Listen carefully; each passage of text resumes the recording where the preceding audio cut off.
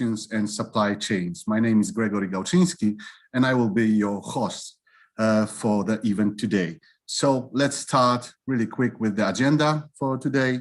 And soon we'll start with the welcome remarks by President of Polish Investment and Trade Agency, Mr. Krzysztof Drynda, followed by the welcome remarks by Her Excellency Ambassador of Canada in Poland, Mrs. Leslie Scanlon, and His Excellency Ambassador of Poland in Canada, Mr. Andrzej Kurnicki. After this remarks, we'll start our first panel, opening panel, called the company's support by government agencies. And we will hear two interesting presentations by Mr. Francis Dorsemain, the Trade Commissioner Service Counselor in Embassy of Canada to Poland, and the second presentation by Mr. Zach Labieniec, the head of the Polish Investment and Trade Agency Bureau Trade Office in Canada. After this, we'll proceed to the third panel called The State of Automotive Industry in Poland and Canada.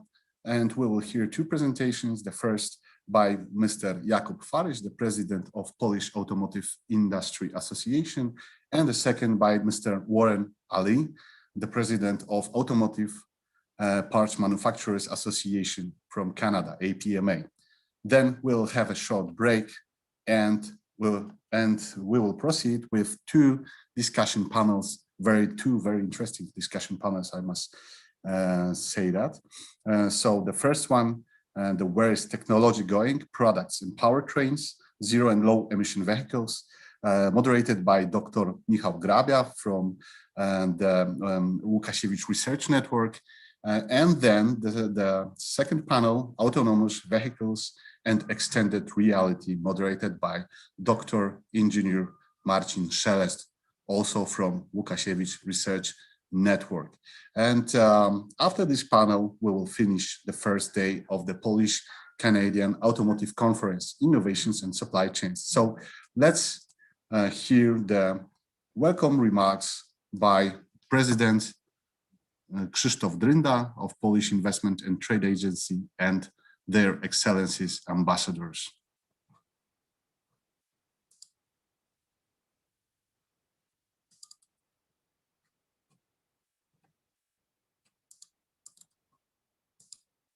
Your Excellencies, ladies and gentlemen, it is with great pleasure that I welcome you to this unique event, which is the Polish-Canadian Automotive Conference, Innovations and Supply Chains.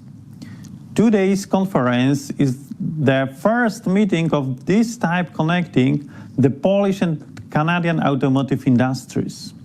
For years, Poland has been Canada's key trading partners from the CE region. I am glad that despite the pandemic that broke many distant supply chains, both countries still cooperate well and continue to develop mutual relations. Although both countries know each other's markets, there is still plenty of room for developing economic cooperation. The automotive industry is undoubtedly such as an area the theme of today's meeting. The automotive industry is currently the second largest sector of the Polish economy, right after the food industry. Poland is currently the largest producer of car parts and components in Central and Eastern Europe, and supplies the world's leading producers, guaranteeing the highest quality products.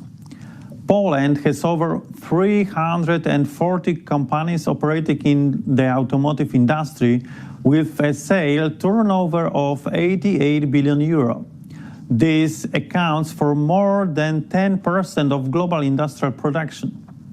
On the other hand, the value of Polish automotive exports last year amounted to almost 29 billion euro, which gives this industry a 15% share of Polish exports. It is also worth nothing that nearly 330,000 people are employed in the automotive industry. As the Polish Investment and Trade Agency, it is our role to actively support domestic entrepreneurs in their development both in Poland and around the world, and to assist foreign investors in their investment projects in Poland. I hope that this meeting will be another important step towards strengthening economic cooperation between Poland and Canada. Taking this opportunity, I would like to thank Mr. Arkadiusz Wysocki, the Trade Commissioner from the Canadian Embassy in Poland, and Mrs. Grażyna Kopczyńska from the Polish Automotive Industry Association. It is thanks to their exceptional commitment that we can meet today. I wish you successful meetings, many opportunities to learn about innovative solutions and industry trends, and to establish valuable business contacts. Thank you very much. My friend Ambassador Kornicki, dear Mr. Drenda, dear Polish and Canadian speakers and participants, welcome. Witamy. It is my pleasure to open this Polish-Canadian Automotive Virtual Conference.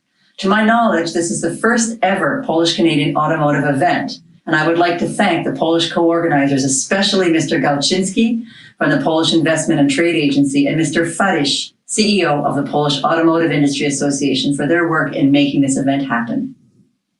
I would also like to thank Mr. Ali from the APMA for contributing to the program and inviting Canadian speakers who represent a forefront of Canadian innovation in the automotive industry. As you may know, the Canadian government has placed a strong emphasis on climate change action.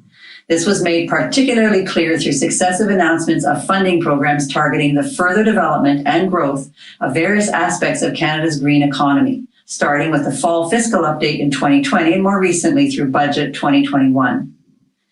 These announcements underpin Canada's commitment to a green post-pandemic economic recovery. It is therefore very appropriate that this conference focuses on innovative zero-emission vehicles and their related supply chains, as accelerating the development of clean transportation is an important piece for the future of a green and sustainable economy. The automotive sector plays a key role in the Canadian economy.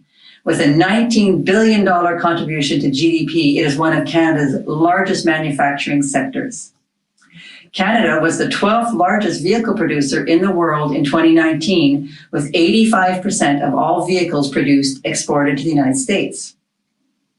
Canada's hydrogen strategy is another important component of our ongoing investments into both the post-pandemic recovery and climate change action.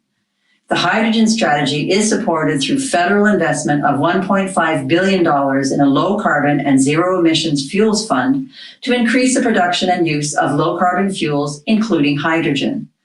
Low-carbon and zero-emission hydrogen has the potential to reduce our annual greenhouse gas emissions by up to 45 million metric tons per year by 2023.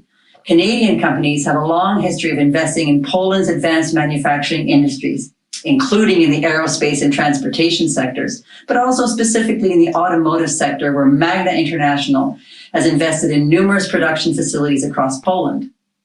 It is our hope that we see this trend continue in both directions, as the Canadian and Polish automotive industries apply innovative approaches to green automotive projects. You may be aware that Canada sits at an important nexus point in international trade due to our network of free trade agreements providing preferential access to over 50 markets worldwide. One of our most important agreements is, of course, the Canada-European Union Comprehensive Economic and Trade Agreement, or CETA. Through this agreement, almost all tariffs on goods were reduced to zero as of September 2017 under provisional application. Once fully ratified, CETA will also no doubt serve to make Canada a more attractive destination for Polish automotive suppliers looking to establish their presence in North America. I wish you a fruitful discussion, and I hope that this virtual conference will be a first step in collaboration for the Polish and Canadian automotive industries. Dziękuję. Thank you. Merci. Ladies and gentlemen, Mesdames et Messieurs, Szanowni Państwo, The automotive industry is a critical part of Canada's economy. The industry is driver of high skills, good jobs, and research and production innovation. The automotive industry in Canada consists primarily of assembly plants of foreign automakers, most with headquarters in the United States or Japan, along with hundreds of manufacturers of automotive parts and systems. Canada is currently the 9th largest auto-producing nation in the world and 4th largest auto exporter by value, exporting 50 billion worth of vehicle in 2016. In 2019, Canadian auto workers built nearly 2 million cars and light trucks that are sold in Canada and around the world. Canada's auto industry produces vehicles, including heavy trucks and parts, worth more than 98 billion in 2019. Among all the Canadians' manufacturing export industry, the auto industry ranks as a #1. Canadian auto manufacturers are recognized for their strong capacity in launching complex and advanced automotive manufacturing projects due to their world-class plants and labor quality. Canada is a global leader in emerging automotive technologies such as lightweight materials, advanced safety system, software and cybersecurity, connected autonomous vehicles, artificial intelligence, alternative powertrains, including electric vehicles and fuel cells, vehicle safety and testing. Canada is best in G7 for available engineers and skilled traders. There are also very important Polish-Canadian stories in auto sector.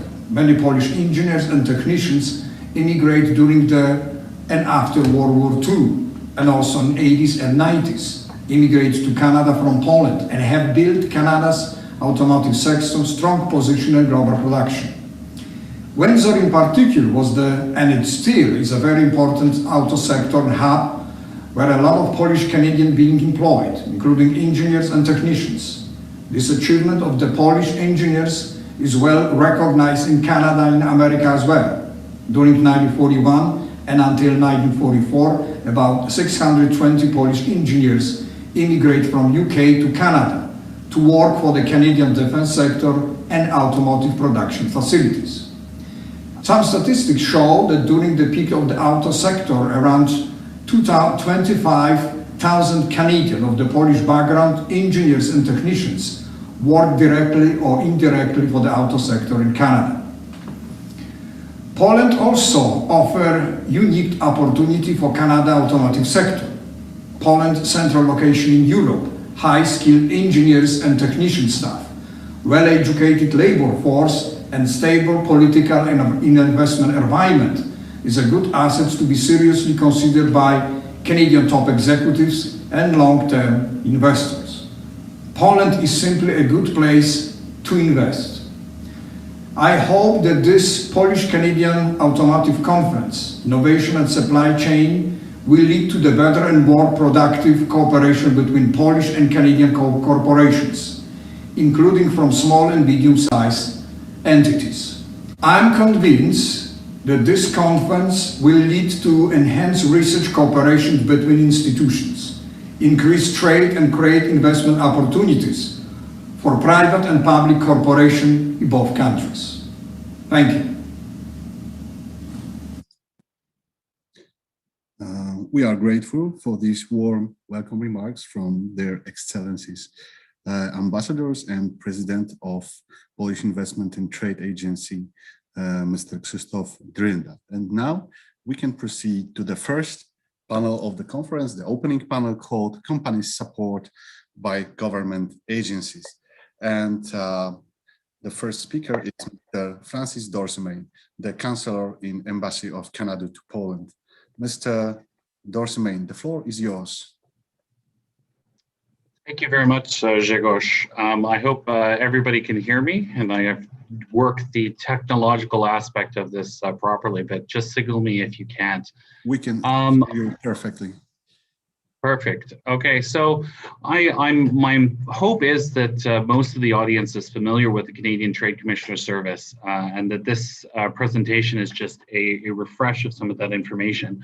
But if not, here I'll go through and explain a bit who we are and how we can help you as Canadian companies but also as Polish companies. And so first and foremost, my name is Francis Dorsabane. I'm the Councillor Commercial and Senior Trade Commissioner based here at the Embassy of Canada to Poland in Warsaw. And we've seen sort of unprecedented times, and we realize how hard and unexpected this year has been for a lot of companies. And today, if there's one key message I want to get across, is that we're here to help companies as the Canadian Trade Commissioner Service to navigate the challenges, and by helping you to take your companies and businesses global. What I'll go through very quickly is sort of questions about building resilience and capacity, what our service offering is as the Canadian Trade Commissioner Service, or TCS, and then how you can go about connecting with us. So growing globally, with just 0.5% of the global population, 99.5% of our potential consumers are outside of Canada. So growing globally is often just part of the business growth cycle, something that all of you in the automotive industry are very familiar with our orientation towards the US market. And this is where we as the TCS come in. The economic impacts of the pandemic have reinforced the need for Canada and Canadian companies to look at different ways to grow. Diversifying markets could be a way to achieve a higher level of resiliency during times of uncertainty, as well as creating future growth opportunities for your business. Companies can gain access to new customers, revenue and ideas, flexibility that spreads business risk, life cycle extensions of products and services. Companies don't need to be large to successfully reach new markets. In fact, the majority of the companies we help are Canadian small and medium-sized companies, or SMEs. Tens of thousands of Canadian SMEs export and do very well. Size is less important, quite frankly, than a company's commitment to growing globally. And the TCS is here to make the exporting journey more efficient and easier. Our tools and services are designed to help companies better reach new customers, as well as sharing how they can take advantage of emerging business opportunities.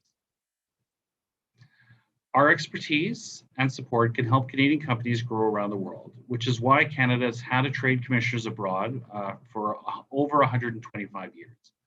We help companies grow globally through export sales, foreign investment, and other types of international commercial activity. For example, developing S&T partnerships.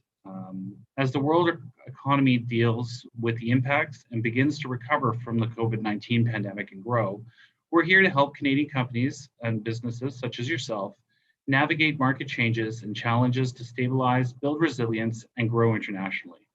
And now we do this through a number of ways, one of which is our network of trade commissioners in cities worldwide, but also our funding and support programs and different initiatives that we undertake. As I mentioned, one of the key to your success is our people and our network. We're able to help companies expand around the world and know how business is done in other markets because of our unbeatable network of trade commissioners.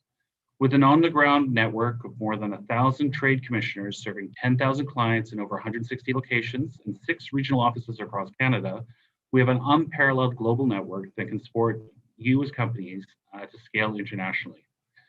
The TCS services are offered free of charge to client companies and organizations that have a meaningful economic ties to Canada, a capacity for and commitment to internationalization, good potential to add value to the Canadian economy. We call these companies we serve TCS clients.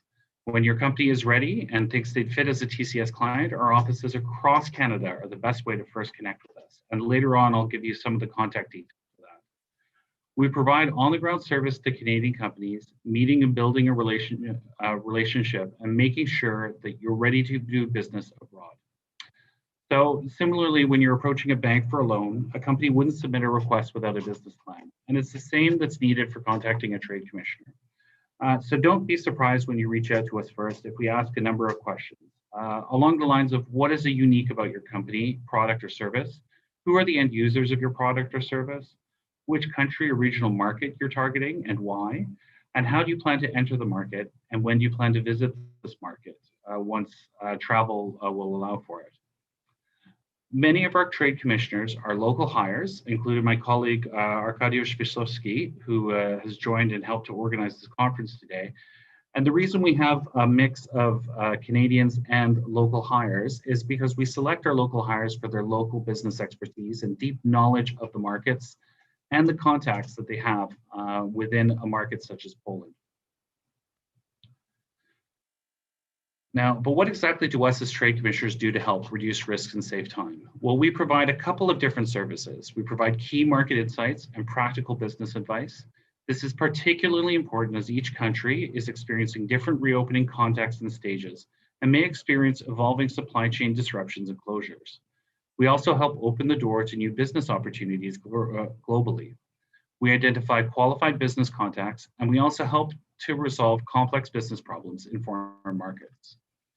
We can help you gain a competitive advantage by doing business in a socially and environmentally responsible manner, which can mitigate risks, promote innovation, and strengthen a company's brand and improve your bottom line. And this is very similar for a Polish company where we can help you to access supply chains in Canada and to identify partners in Canada. So if you're looking for something that will improve your bottom line, please do not hesitate to reach out to us as the Canadian Embassy.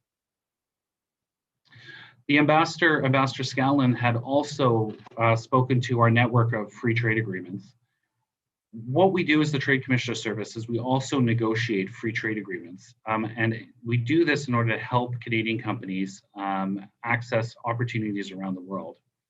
Now, FTAs help to diversify export markets, generate more wealth, and get more Canadians involved in international trade, as they do provide you with a competitive advantage. Competitive advantages such as lower tariffs, protection for investors, increased transparency, better standards, and a basis for greater cooperation. The Ambassador mentioned that we have 15 ratified FTAs in force with over 50 countries. We are in fact the only G7 country to have FTAs in place with all other G7 members. And this network of FTAs give you as exporters access to 1.5 billion consumers across the world, making our country a global trading hub. Another thing that we do as the Trade Commissioner Service is we provide funding. And part of this is one of the backbones of our funding program is Can Export, which some of you may be familiar with. This is broken up into various components. And if you're interested, please do not hesitate to reach out and we can go into more details. We have Can Export for SMEs, which helps Canadian small and medium-sized enterprises in all sectors prepare for international markets and pursue export opportunities. The program provides up to $75,000 per project, and we've approved hundreds of millions of dollars in funding for companies across Canada. Canada Export Innovation Program offers up to $75,000 in funding to assist innovators from Canadian organizations to formalize R&D partnerships. Which is also relevant to you, and then also for associations, which works on a pan-industry basis. This slide provides you with some more details in it, what it can offer, and who can apply. And they'll be available for you following this presentation. Again, here are some more details in terms of what's available for the Canadian International Innovation Program, which helps develop partnership activities and which can provide up to $600,000 for support to collaborative R&D projects for technology adaptation, validation, and co-development. Another piece that we do is we provide direct business support. And this is by introducing Canadian companies with potential buyers and partners at industry trade events in Canada and abroad through TCS booths, Canada pavilions, export cafes, business-to-business meetings. We also organize trade missions and business delegations for key trade events or business groups. Now with COVID, we've seen a shifting to offering virtual options, and this is a very good example today of some of the work that we're doing and partnering with our colleagues around the world. Now, there is also another dimension of diversity, which I spoke to a little bit earlier, like the diversity and ownership of companies that are exporting. TCS is proud to celebrate Canada's rich diversity of exporters and provide support for export-ready and export-active businesses owned by women, Indigenous peoples, visible minorities, LGBTQ2+, and youth. And we offer a number of services that are very similar to what I outlined earlier. Now, I've talked about the TCS programs and support, but being able to find your way through many other resources available to the federal and provincial government can be a key way of accelerating your growth. At the TCS, we believe there should be no wrong door when companies reach out for support. So when you get in touch with us, you get access to our entire network across the federal government. And we can point businesses in the right direction and connect them to Canada's broader trade support ecosystem. Every exporter journey is unique, and you will work with many parts of the system throughout your journey. We collaborate closely with all the partners, some on the screen and others beyond this, and we try to take a very much a Team Canada approach to make sure we're offering support to you throughout your global growth journey and depending on what your needs are at each stage. Being able to find the right government support can be even more critical for keeping your business going through COVID-19. Last but not least, I'll put up a quick screen here of my colleagues. This is some of my team here at our embassy in Poland. And as I mentioned earlier, we're accredited to Poland, but I also forgot to mention that we're accredited to Belarus as well, should your company be looking to expand there. And finally, what I should say is because we live in a social media world, please don't hesitate to follow us on Twitter or on Facebook. We'd be happy to hear from you on those channels as well. And lastly, as promised, we've got our network of regional offices across Canada. And these are often the first point of contact for you as Canadian businesses. So with that, I hope that we're in touch with you soon and look forward to speaking with you further. Thank you. Thank you, Mr. Dorsemain, for the presentation. And now, ladies and gentlemen, let's hear the presentation of Mr. Zach Labienic, the head of Polish Investment and Trade Agency Foreign Trade Office in Canada. Zach, the floor is yours. Perfect. Thank you, Grzegorz. Just want to confirm that everyone can A, see me, and B, hear me. Can everyone hear me? Just get a thumbs up there. Yeah. Yes, we can hear you, Zach. Okay. Thank you. Just going to share my screen.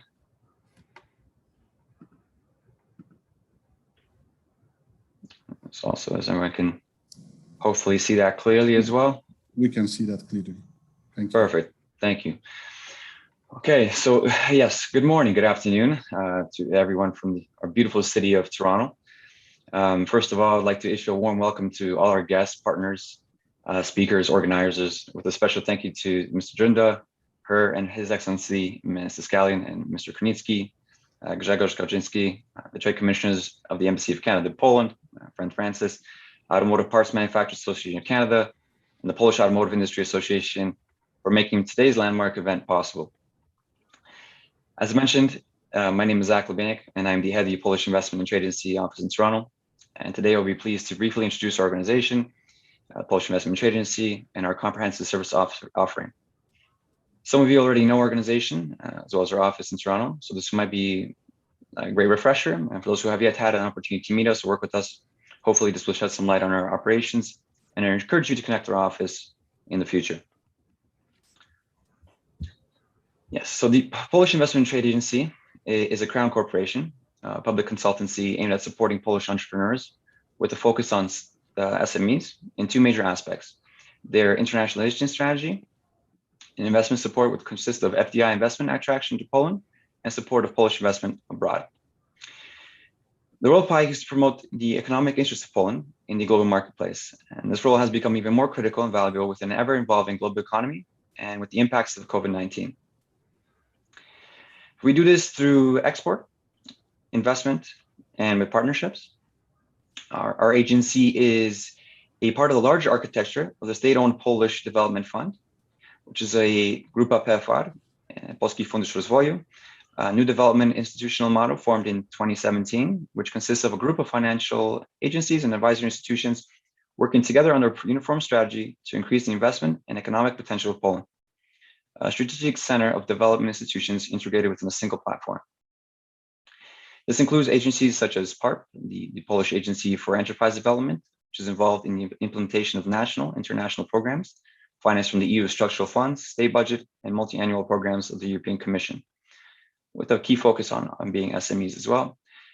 Agencies such as Cookie, which is experts in trade insurance and trade finance for credit insurance for Polish companies and foreign partners abroad.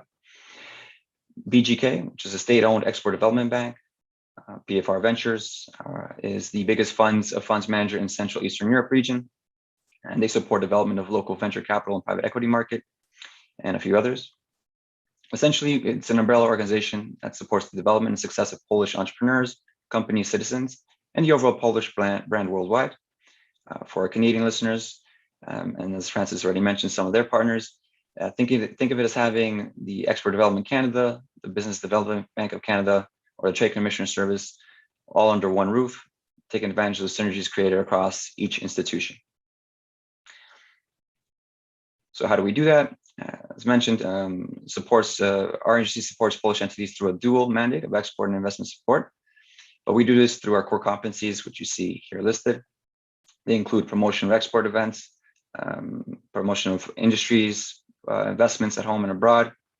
We support the inflow of foreign direct investment into Poland, organizing information and promotion projects, providing entrepreneurs local economic and commercial information on foreign markets through our chain of foreign trade offices, and local experts and local networks, which is going to be a key feature of one of our support tools.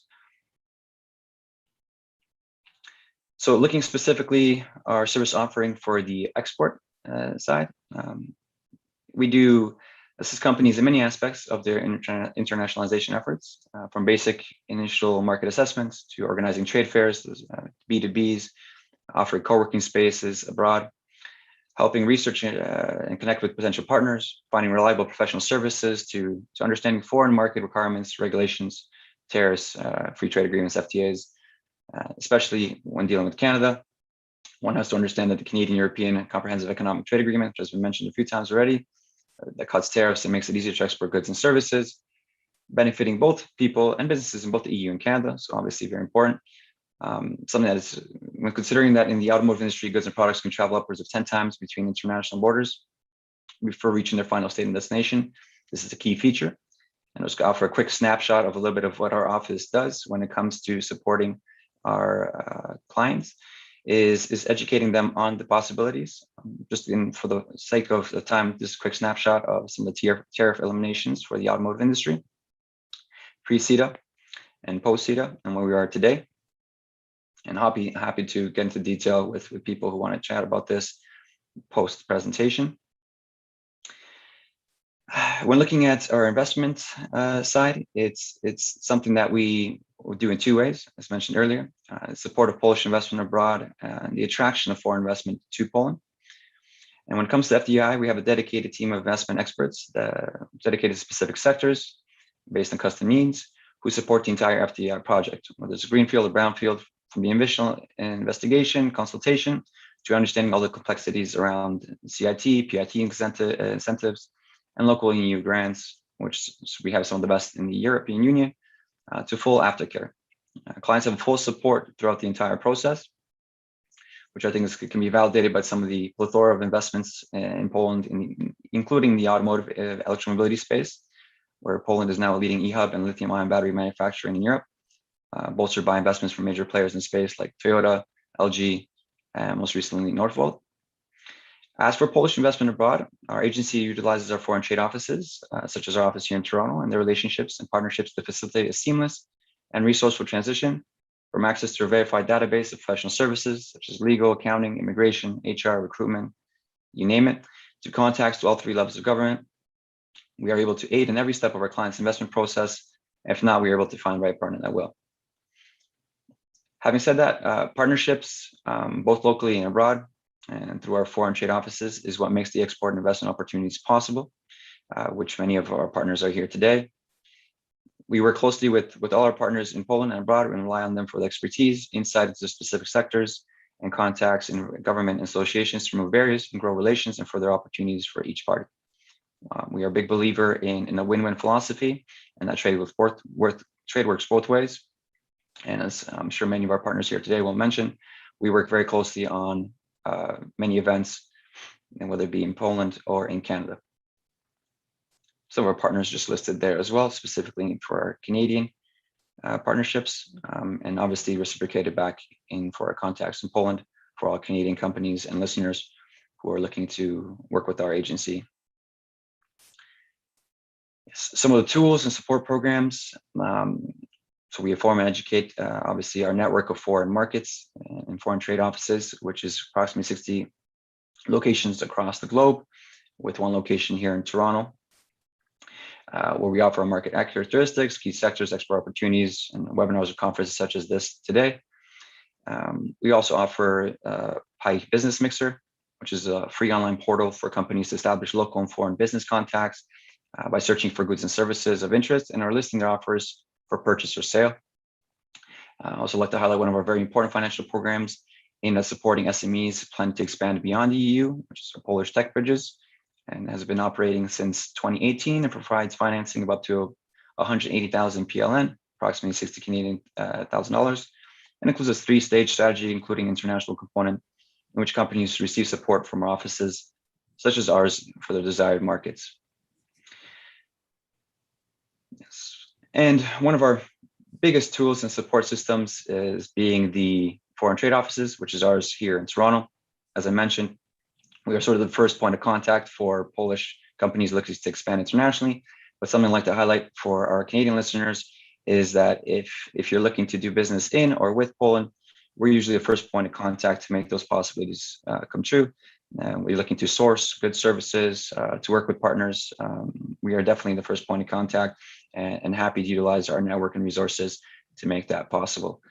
And just for quick little criteria to be a Polish investment and trade client, any Canadian business organization looking to do business with or Poland, like I mentioned, sourcing a product or service or FDI, Polish business entity organization that has demonstrated capacity for and commitment to internationalization, and any Polish business entity that has potential to contribute significantly to the Polish economy.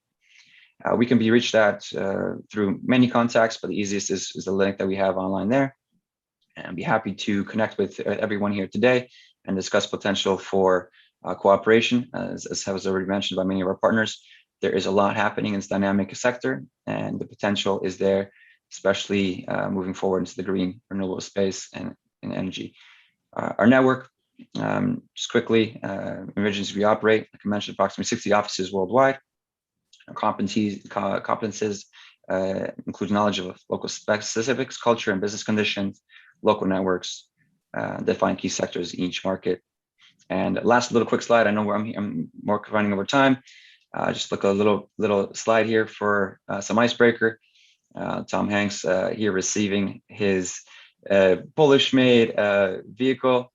Obviously, a lot has changed since then. This is something we were proud of in our history, but just looking at where we are today, you can tell by a lot of the investments I mentioned earlier, direction Poland is heading in, and I'm sure my colleagues and Mr. Jakub Farish, the CEO of the Polish Automotive Industry Association, will highlight some of these for everyone today.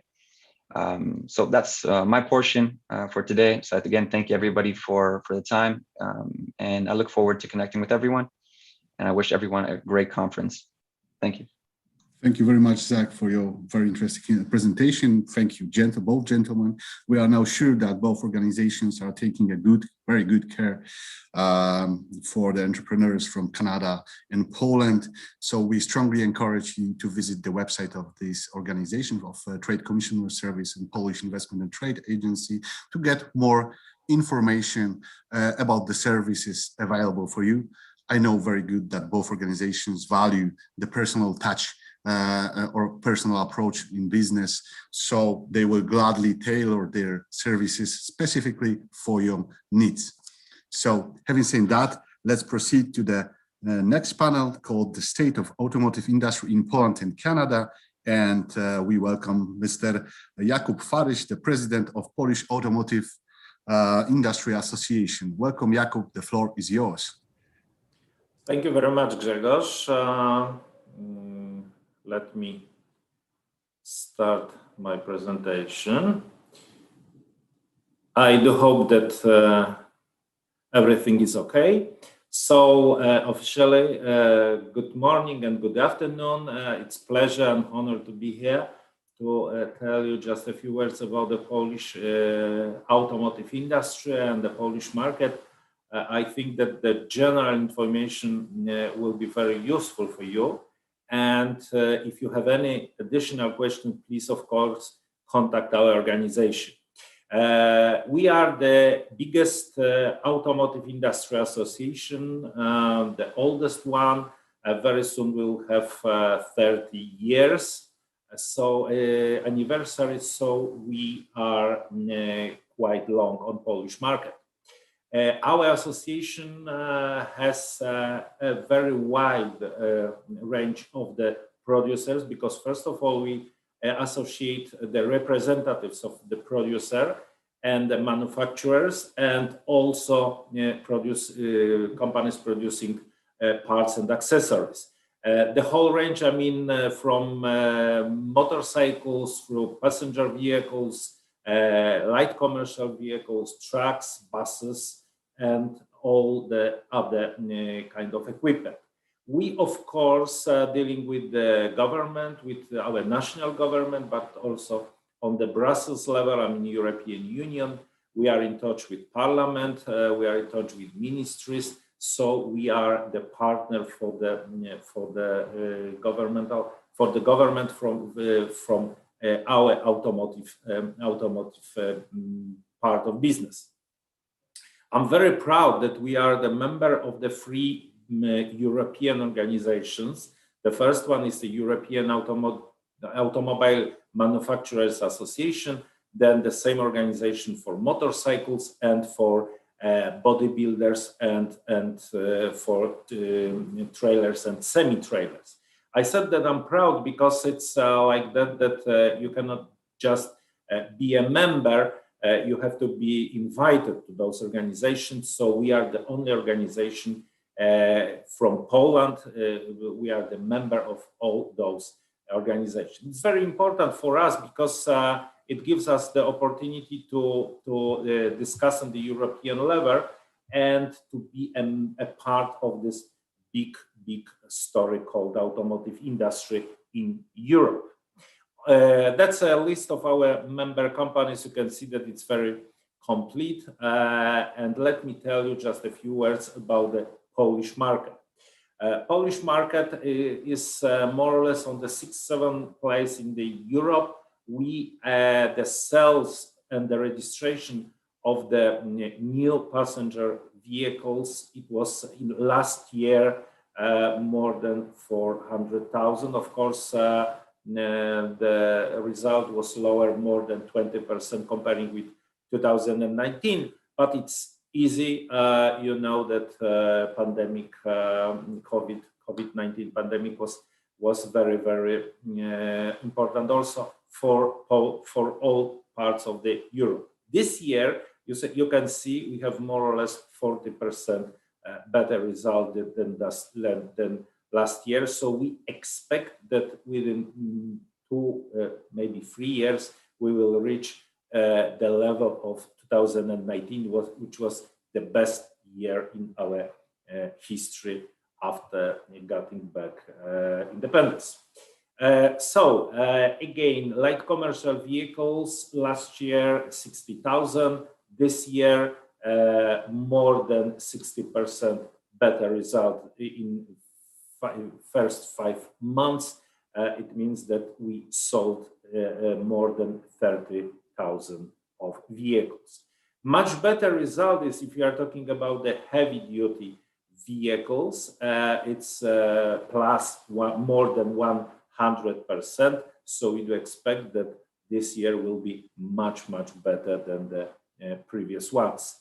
There are new buses. You have to know that most of them are city buses, because Poland is a very good market for city buses. A lot of cities changing the fleet, buying a new one. And what is very important, we are one of the most important market all over the world, even if we are talking about the electric buses. We have a lot of electric buses on the streets, so it's of course very good for the people living in the cities, but also for our industry, because in Poland we have most of the worldwide producers or the European producers producing city buses. Why? Because Poland has a very, very good workforce, but that's first. And the second one, we are very, very important place producing, and we are producing the products of the very high quality. Semi-trailers and trailers, again, more than very close to plus 120% this year. You have to also know that the third biggest trailers and semi-trailers producer is located in Poland, with the factories in other European countries. So we are very proud because that's a pure Polish company established more or less 30 years ago in the small garage. For the moment, as I told, it's a third biggest producer in Europe. Motorcycles and mopeds. Motorcycles just a little bit better than last year. Mopeds lower than last year. That's a result that few years ago we had a new law for driver license, so it's much better for the moment to buy small motorcycle instead of big moped. Of course, because we are for the moment all over the world in the moment where we are going for the zero or low emission vehicles, so it's also very important for us to show the data in this field. So altogether, if we are talking about electric passenger cars, electric, I mean batteries and plug-in hybrids, altogether is the park, because I'm talking about the park, is more than 25,000 vehicles. Still more and more popular are hybrids, plug-in hybrids, of course, and the rest of the fleet you can see on the left side of my chart. One very interesting thing is you can see the 53 hydrogen passenger cars. That's a result of this year. There is a big deal. Two of the companies sold 53 vehicles. It's also very interesting that hybrids, not plug-in hybrids, but ordinary hybrids are very popular in Poland. You can see that we have in park more or less quarter of million of those kind of vehicles. Charging stations. As you know, this is the crucial thing, because without good and comfortably charging infrastructure network, we'll have no success if you are talking about the electric, especially battery electric vehicles. So that's why we are pushing our government, the same on the European level, to build enough charging stations, because if not, our customer will not buy electric vehicles. So that's why we said on the European level as an automotive industry in Europe that we need in 2030 more or less 3 million of the charging points and 1,000 hydrogen stations. I do hope that it will be possible, especially that in most of the European countries we have support for both vehicles and charging infrastructure. The same in Poland. For the moment, we are waiting for the final decision from our government to support with a more or less $500 million Polish zloty this sector. I mean, both vehicles and infrastructure for individual customers and also for the companies. Just a few words about the production. Of course, last year was for us not easy, but we had the same situation all over the world. This year is just a little bit better. I said just a little bit, because for the moment this is the momentum where the number of the producers in Poland are going to start a production with the new vehicles. So I do believe that with the nearest 2-3 years, the result of the production in Poland will be much better. Even we expect the level of 700,000. The commercial vehicles, again, the same situation, better than in case of passenger one. We have a number of the producers producing commercial vehicles, both light commercial and heavy duty vehicles. You remember what I said about the buses, about the city buses. This is the result of the production. It's more or less on the level of the last year. As you know, a number of cities is going to change the fleet, but the pandemic stopped this for the few months. So we do believe that next year will be much better. Combustion engines. Still, Poland is a very important place. There are the number of the factories producing combustion engines. Of course, we are switching for the new mobility. We are switching for zero and low emission vehicles, but it's still important part of our business. And you can see that this year we do hope that we will produce in Poland just a little bit less than 2 million of the engines. Investment. It's very important for our country. For the moment, there is more or less 20 projects worth $500 million of Polish zloty. Electromobility. This is very important part of new reality of the automotive industry, especially that fifth largest producer of the lithium batteries there is currently in Poland. Poland is going to be still more and more country if we are talking about the producing of the batteries.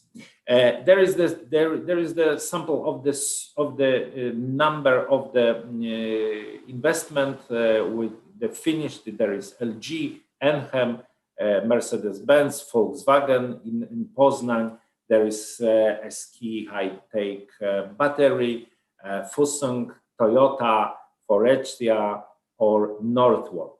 This is planned investment also in the field of the batteries.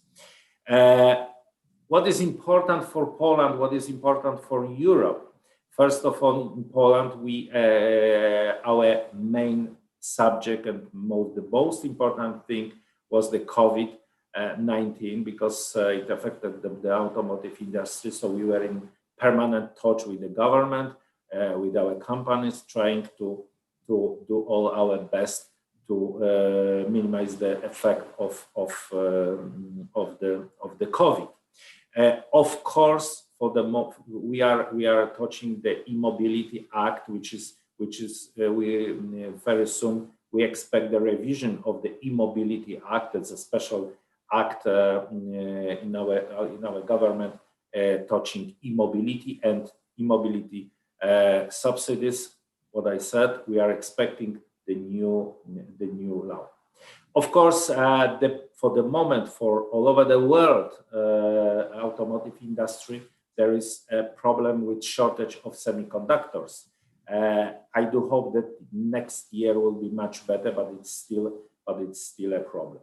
I want to also touch the National Recovery Plan. As you know, European Union has decided to spend 850 billion euro for the recovery plan for Europe, and of course, part of this money or part of this big plan is Poland. We have 54 billion euros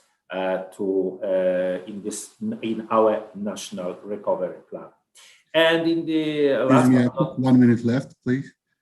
Yeah, that's last but not least. Time for conclusions. The four most important areas in On the European level, as I told, we are the member of the European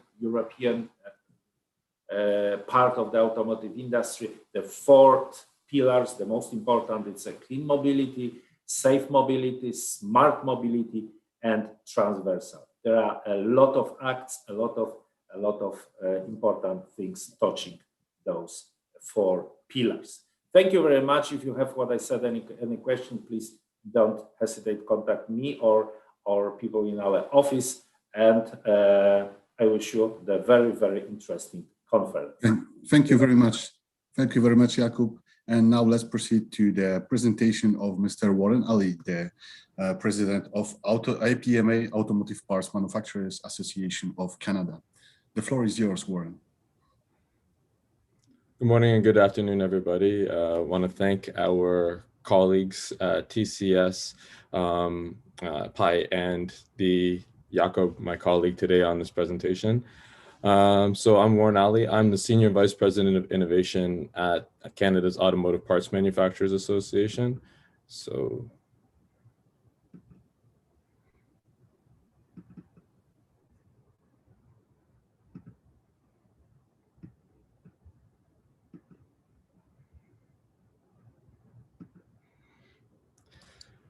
I'm going to take a little bit of a different tact. Of course, we have a lot of statistics on what the automotive sector is like here in Canada. So let me just take a second to give you some of the background. So we're a little bit older than our colleagues in Poland. So the Automotive Parts Manufacturers Association, this is our 69th year. We were formed at the genesis of Canada's first automotive trade agreement with the United States, the AutoPact. In those 69 years, the balance of our efforts have been around typical industry association work when it comes to lobbying. So we've done a lot of work on trade and regulatory policies. We've done work with industry intelligence and networking. We've done some project implementation. In terms of the size of our sector, we represent the OEM producers of parts, products, and technologies in the automotive sector across Canada. So that's effectively the tier ones on down. So the global ones you've probably heard of would be Magna, Linamar, and Martin-Rea. A couple of the other larger ones are Woodbridge Group and ABC Technologies. Collectively, the membership represents about 100,000 skilled women and men, which is roughly about $35 billion annually, with the majority of that effort being directed in exports to the United States.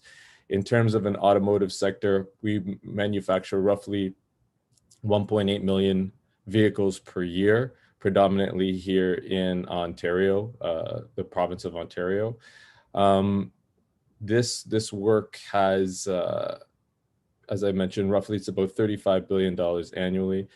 We were very much engaged with our colleagues and our counterparts in the United States and Mexico with the renegotiation of the first NAFTA agreement, which is now, depending on your jurisdiction, USMCA or CUSMA. This is the first free trade agreement that we've been involved in where automotive actually came out ahead. And in that, we expect to see about another $6 to $8 billion worth of new business opportunity every year. The new NAFTA came into effect last year on July 1st. So now is the best time in terms of being able to access and seize on that opportunity of all that new business in order to start working.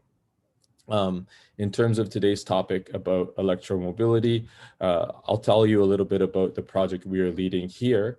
But 2020, in spite of COVID, the automotive sector here actually worked very closely with governments of all levels. And we pivoted very quickly, and we were involved in the manufacturing of roughly $300 million worth of goods, including ventilators, face masks, face shields, gloves, and gowns. Those ventilators are now being shipped globally to places like India in support of their efforts to fight COVID. So we're very proud of that work. But at the same time, 2020 was also the launch of our most ambitious demonstration project to date. So as I mentioned before, for the better part of our 70 years or so of existence, the APMA has been involved in traditional industry association work. But in the last few years, we've been working more on looking forward at what the next 100 years of automotive is going to look like. And in that, we've been doing demonstration projects to help showcase the technologies, starting with connected and autonomous. And now we're rapidly moving into e-mobility. So we, in 2020, we launched what is called Project Aero. This is Canada's first zero-emission concept vehicle. This was in response to our Prime Minister Justin Trudeau's call for a net zero economy by 2050. There's a lot of emissions that come from vehicles. We make a lot of vehicles here in Canada. And so we were looking to see what we could do to lead the change into this sector. As I mentioned, we manufacture about 1.8 million vehicles per year, and all of those vehicles are internal combustion engine. So in order to make sure that we are transitioning into into ZEV vehicles, we said, well, what can we do from the industry association that is going to be building all of the technology and components that goes into these vehicles? So we launched Project Aero in January 2020 at CES in Las Vegas. It's been very successful to date. In addition to the zero emission concept vehicle, we were hoping that this effort would spur investments across the industry supply chain. We were very fortunate and happy that in the fall of 2020, we saw approximately $6 billion worth of announcements from Ford, General Motors through its Bright Drop commercial van division, and Fiat Chrysler, and now Stellantis, to bring 6 light commercial vehicle EV production models to Canada by the 2025 model year. And of course, GM is converting one of its plants into its Bright Drop delivery vehicle EV production facility. So that was something we didn't have any pre-notice towards, but we're very happy because that was one of the key things from Project Aero. And since then, our federal government has invested into about an $8 billion net zero accelerator fund. We've seen investments in some startup special purpose vehicles like Lion Electric out of Montreal that will be bringing vehicles, building out their own vehicles and building a battery plant. We've seen announcements like Volta Explore, which is a joint venture between Canada's 3rd largest tier 1 Martin Rea and the world's largest graphene producer, Nano Explorer, to build cells. Again, looking forward to the 2025 model year. We've seen quite a few announcements on the mining side. We're very fortunate here in the fall of 2020. Bloomberg New Energy Finance did a study on the global battery supply chain. And outside of Asia, Canada is ranked #1 as the jurisdiction that has the greatest capability to have the full and complete industrial supply chain from mineral extraction all the way up to final integration and EV production, all within our own borders. So we're very excited about that. But of course, that's not going to happen without effort and investment. And so this is where the work has begun. So from that standpoint, we said, what's the best way to spur investment, to spur innovation? And we said, we should build our own EV from the ground up to highlight as much Canadian content as possible. So that's what our Project Aero is. It is a Canada-wide initiative. We have, since the launch in January 2020, we had a Canada-wide design competition in order to select the design itself. And behind me, you'll see one rendering of it. And on your screen, you will see another version of it. We had design students from across the country submit their ideas. And we had a pretty august design panel. We even had the Ralph Gilles, who's the head of Stellantis's global vehicle design, as one of our judges. And this was the one we had picked. Starting January of this year, we launched an RFP for component and technology submissions into our into Project Aero.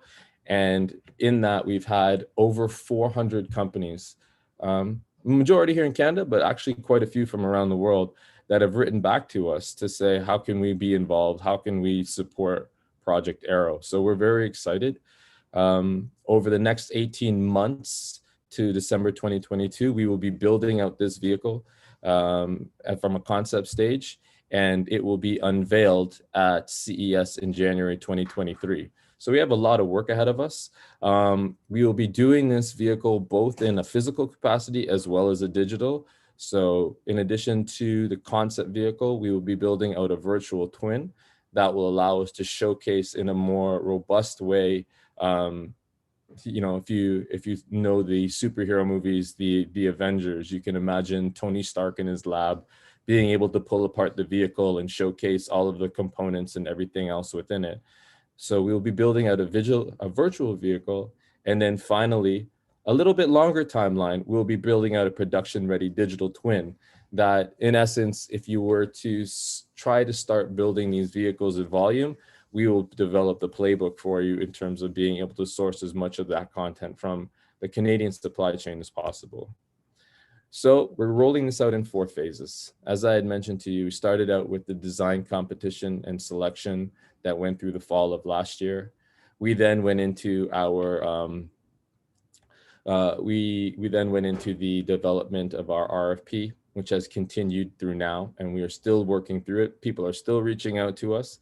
So we are looking forward to seeing more ideas as they come forward. But to date, we have pretty much the entire vehicle covered in all phases, including batteries and cell development as well. E-gears, e-motors, lightweighting, all kinds of new technologies in terms of how you're going to be able to incorporate the battery and structural elements. The engineering and the CA build, we've actually been very fortunate. We were able to hire Fraser Dunn, formerly the chief engineer for special projects at Aston Martin. So if you're a fan of James Bond movies, or if you're a fan of Aston Martin vehicles in general, Fraser Dunn was the gentleman who led Aston Martin's teams to build all of those vehicles that you would have seen in the movies. He was the leader of their Valkyrie program. He's been the leader on a lot of their DB models, as well as the development of their F1 race car. They're back into F1 now. So he was the one that was doing that work for them, and now he will be the chief engineer for our for Project Aero. So we're very excited for that international participation that we see here to build out this vehicle and this ecosystem here in Canada. As we mentioned before, we are also going to be doing this in a virtual way too. This is one of those ones where we've got to take advantage of what's happened because of COVID. COVID has prevented us now from traveling. I know we have our colleagues here from TCS. The APMA has been very fortunate over the last 10 years or so to partner with TCS to be able to travel abroad. So with that, we are trying to figure out a way to be able to best demonstrate these technologies and these products in a virtual way until such time as travel allows us to move around. And finally, as I mentioned, the physical vehicle will be unveiled at CES. The vehicle is now becoming more and more beyond just a mobility platform. It's a mobile technology platform on wheels. And so we're seeing that a lot of the automotive world now is attending these types of events because this is where the world is looking for those new ideas and innovations. So we're very excited about this work. You know, this is something where we are bringing together beyond the traditional supply chain, all of the technology industry across Canada. In Ontario alone, that's over 20,000 companies and approximately 300,000 skilled tech workers. But then when you expand to include the AI communities, here in Toronto, of course, we have a large one. We have a large one in Montreal as well as Edmonton. And then you expand to the digital economies and some of the leading battery innovations happening out in Atlantic Canada. There is the great potential here in Canada to be a very, very fundamental player in the EV space in North America. So with that, I turn it over to everybody else, and thank you everybody for this opportunity to present. There's my contact information. If you have any questions, of course, you could reach out to us through Eric in Poland, as well as any of your colleagues here. I'm just an email or a call away. Fantastic. Thank you very much for your presentation, Warren. Thank you both gentlemen, actually, because we can now clearly see the tremendous potential lying in these both countries' automotive industries, especially in new mobility sector. So this project Arrow is really, really fascinating, and I'm looking forward to learn more about it. I have to add something that we are also developing some interesting projects. The first one is iZera, and the second one is Trigo. So these are electro-mobility projects, but we are not developing any hydrogen car project yet. So there is definitely a place for cooperation here. And so both of these presentations were very, very informative. And what they are actually doing, they are describing the solid base for future development and for future cooperation. So I'm really looking forward for it. So thank you very much. We are having a nice short break now, five minutes break. We're a little bit short of time, but we'll make the next break a little shorter. So let's come back in 5 minutes to listen to the first discussion panel. Thank you very much.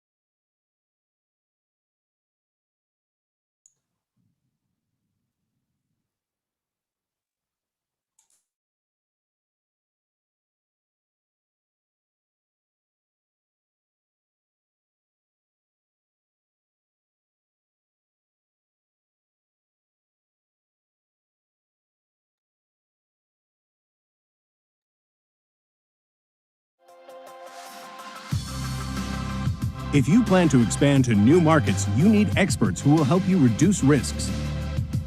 You need professionals who know the local background for years and know how to reach the right people. Contact us. Polish Investment and Trade Agency is a constantly growing network of offices on 6 continents. See what you can gain, because the way to success starts with information.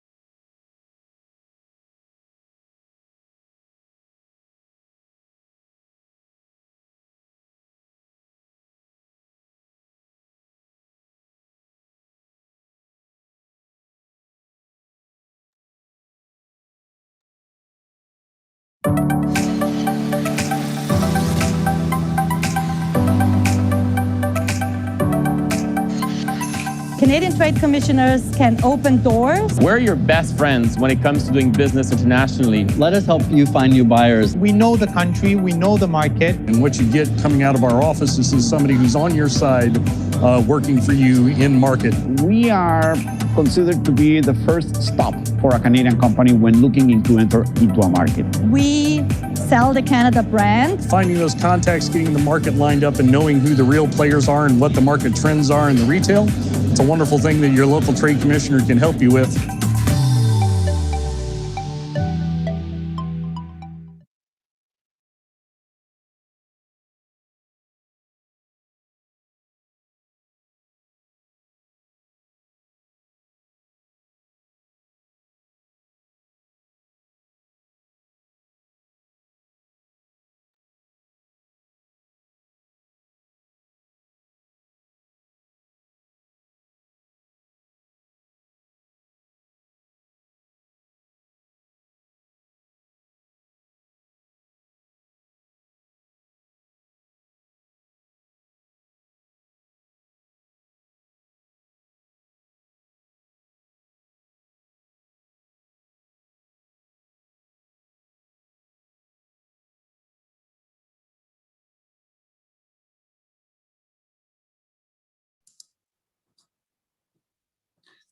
So, ladies and gentlemen, welcome back to the Polish-Canadian Automotive Conference, Innovations and Supply Chains. So now there's time for a discussion panel called Where is Technology Going? The Products and Powertrains, Zero and Low Emission Vehicles, moderated by Mr. Michał Grabia, the head of Department of Center of Identification Technologies from Łukasiewicz Research Network. And we have three reverend guests, Mr. Dr. Rajshekar Dasgupta from Electrovaya, welcome. Mr. Maciej Wojeński, the CEO of EcoEnergetyka, and Mr. Mark Kirby, the president of Canadian Hydrogen Fuel Cell Association. Welcome, gentlemen. Mr. Dr. Grabia, the floor is yours. I cannot start my video, so so you are not going to see me, of course. But yeah, I assume that you can hear me at least. Yes, we can hear you very well. Oh yeah, okay. You can see me right now. So great, absolutely. So just a few words about our speakers today. Welcome, gentlemen. We have very honored guests here, and for the discussion. As Mr. Grzegorz Gałczyński already said, the first speaker, Dr. Rajshekar Dasgupta, is the COO of the Electrovaya, very well-known worldwide developer and manufacturer of lithium-ion batteries, founded by Dr. Sankar Dasgupta and Dr. Jean Jacobs in 1996. It's a company with a huge impact on this sector and with a huge amount of patents. Is over 100 patents portfolio, so a very well-known company in this business. So welcome, Dr. Rajshekar, in the panel. The second speaker, Mr. Maciej Wojeński, he's a CEO of EcoEnergetyka. This is a company created in 2009, and now very successfully is a European leader in high-power charging station technology. Welcome, Mr. Wojeński. And the third speaker, Mr. Mark Kirby, is the president and CEO of Canadian Hydrogen Fuel Cell Association. Is a non-profit organization with 30 years of experience in hydrogen and fuels and technology. Mr. Kirby is a well-known expert with a huge experience and work history with Ballard Power Systems or Fortress Global Enterprise. Mr. Kirby, welcome as a panelist as well. Thank you. Gentlemen, I was thinking very long time for the first question. And I decided that the first question, which is very interesting for everybody, is to decide finally which technology going to win. So which will win? Battery, fuel cell, or maybe something else, CNG, LNG, or hybrid? This is an open question. Mr. Rajshekar, could you please step as the first speaker and say a few words and try to answer for that question? The floor is yours. Okay. Oh, well, thank you, Michael, and thanks for the wonderful introduction, and of course for the organizers in bringing me as a speaker here. I'm delighted to take part. But that's a great question, Michael. With the overall worldwide push to remove ICE internal combustion engines, and replace them with low carbon technologies. All technologies are going to be important. Of course, battery energy storage for vehicle transportation, grid storage, and other applications is already making a very large impact. You can see this every time you get in a car and drive down the road. Chances are you will see a few Tesla electric vehicles and other electric vehicles. Electric vehicles have, and due to the lithium-ion battery, have some very promising attributes. Number one is the round-trip efficiency for lithium-ion battery technologies is the highest of any battery technology or any storage technology available today.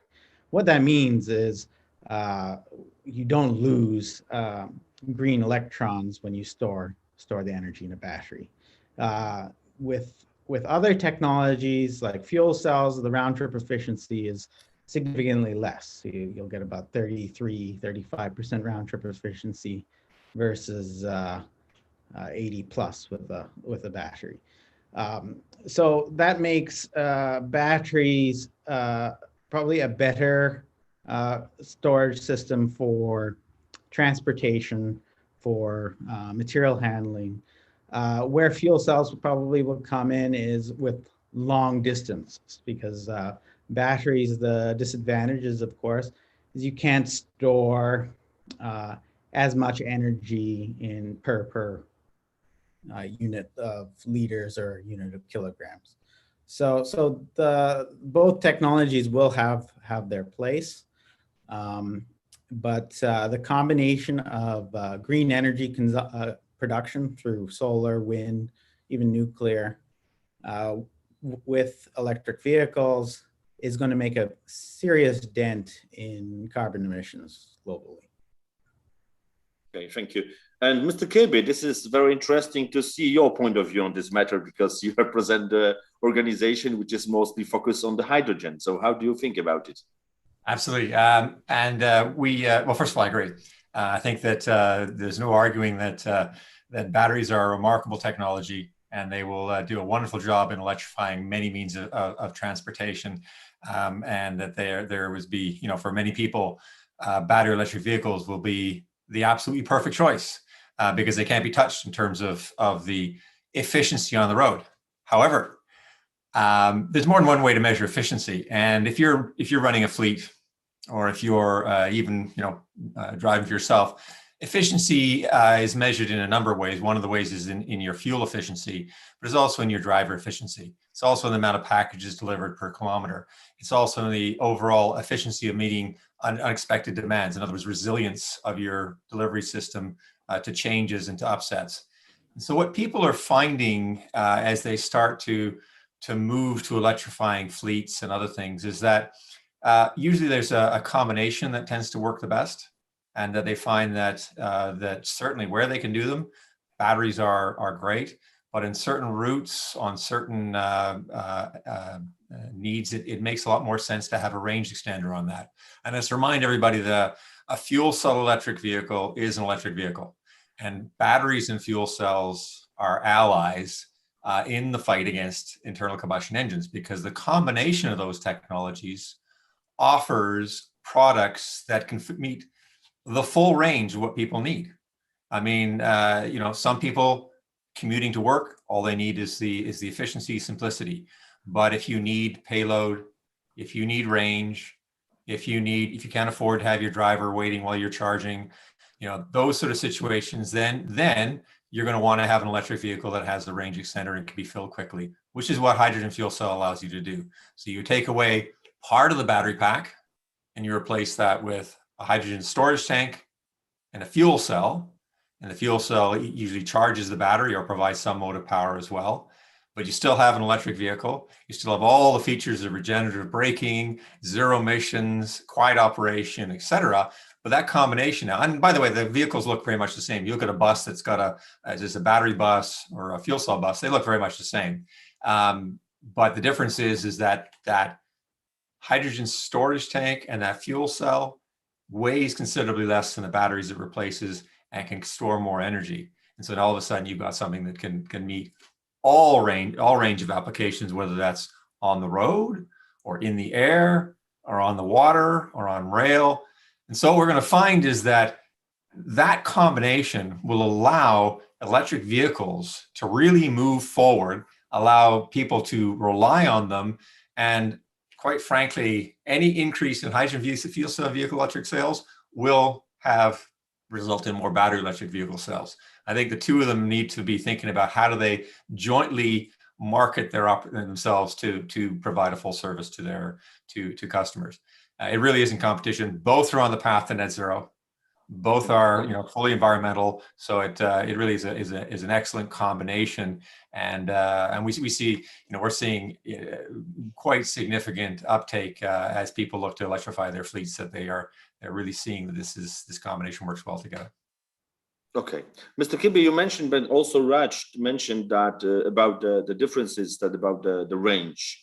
And can we help with that with some new approach to the charging stations? We are talking about the Tesla, and the limitation of the range of those cars, typical electric cars. You, Mr. Kirby, said that hydrogen and fuel cells can improve that, but maybe we can do it with the use of the powering station, and high power station is something that Mr. Wolensky, you really have a good knowledge about.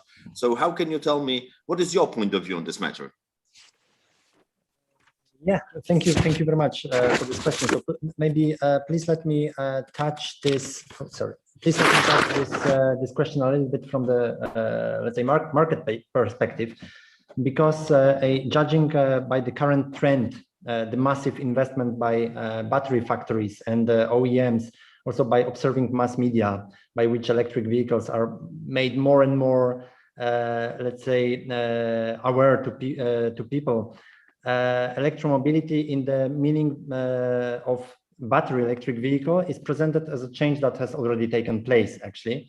And there is, I think, no turning back from it. And it will develop very dynamically, because also the guidelines of the countries force OEMs to limit the production of combustion vehicles. So the battery electric vehicle sales machine has already started. Which in my opinion cannot be seen with fuel cell electric vehicle. So that's the point. And I think that this is the right direction, but I'm fully agree with Mr. Kirby that these are not technologies that will compete each other, should compete each other, but should cooperate each other to gain the best ranges of the vehicles and cover the needs of the private people, but also public transport, as well as long distance distribution of goods, for example, where this technology can take place. And I think that the key point to develop battery electric vehicle is well-organized fast charging infrastructure. This is what I will always repeat, because we are growing from this sector, and our company is developing DC fast chargers for electric buses, and right now I put a lot of effort into private cars and also electric trucks. So I think we can discuss also a little bit about the technology that is in front of us in terms of charging.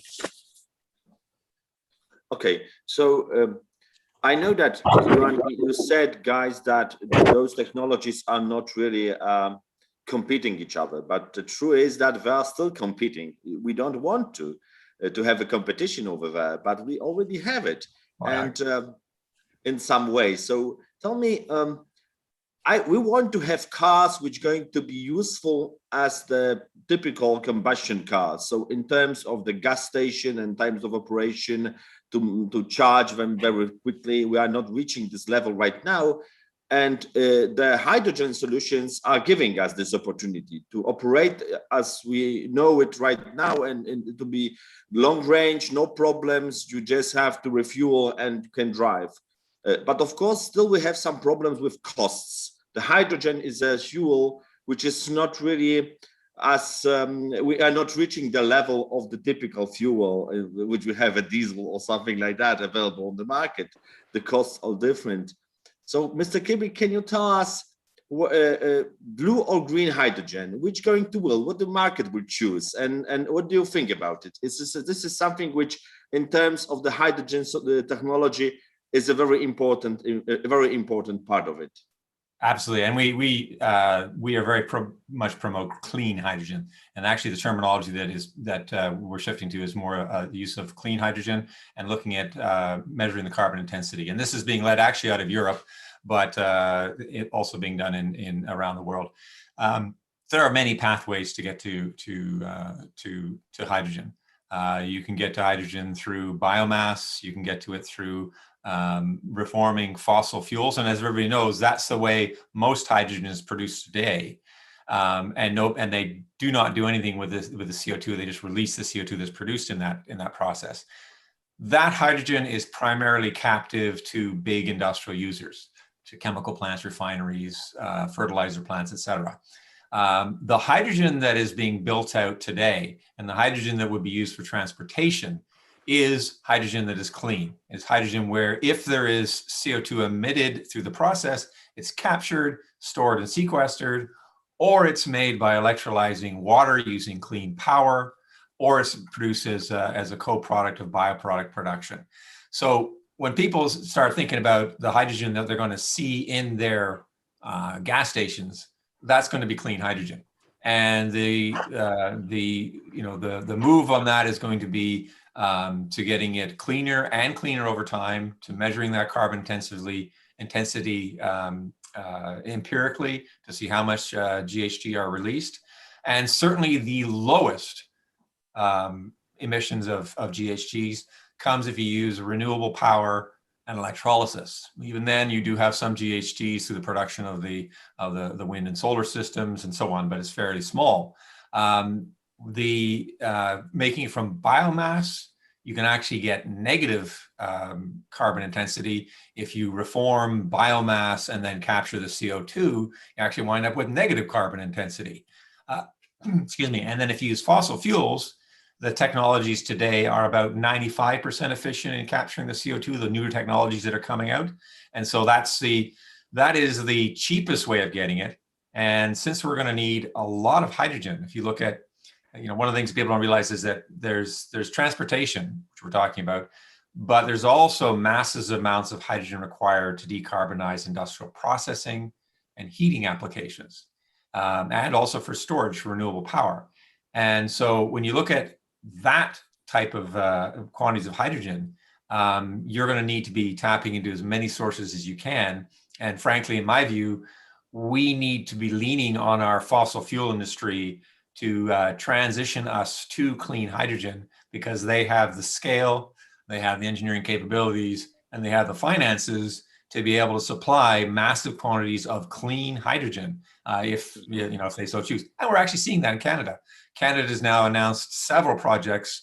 There's already about 1.2 million tons a year of clean hydrogen produced in Alberta from fossil fuels. That's equivalent to about 800 or 900 megawatts of electrolysis capacity, which is a huge amount. And we've just announced 2 new projects that are even larger, 300,000 tons a year of hydrogen.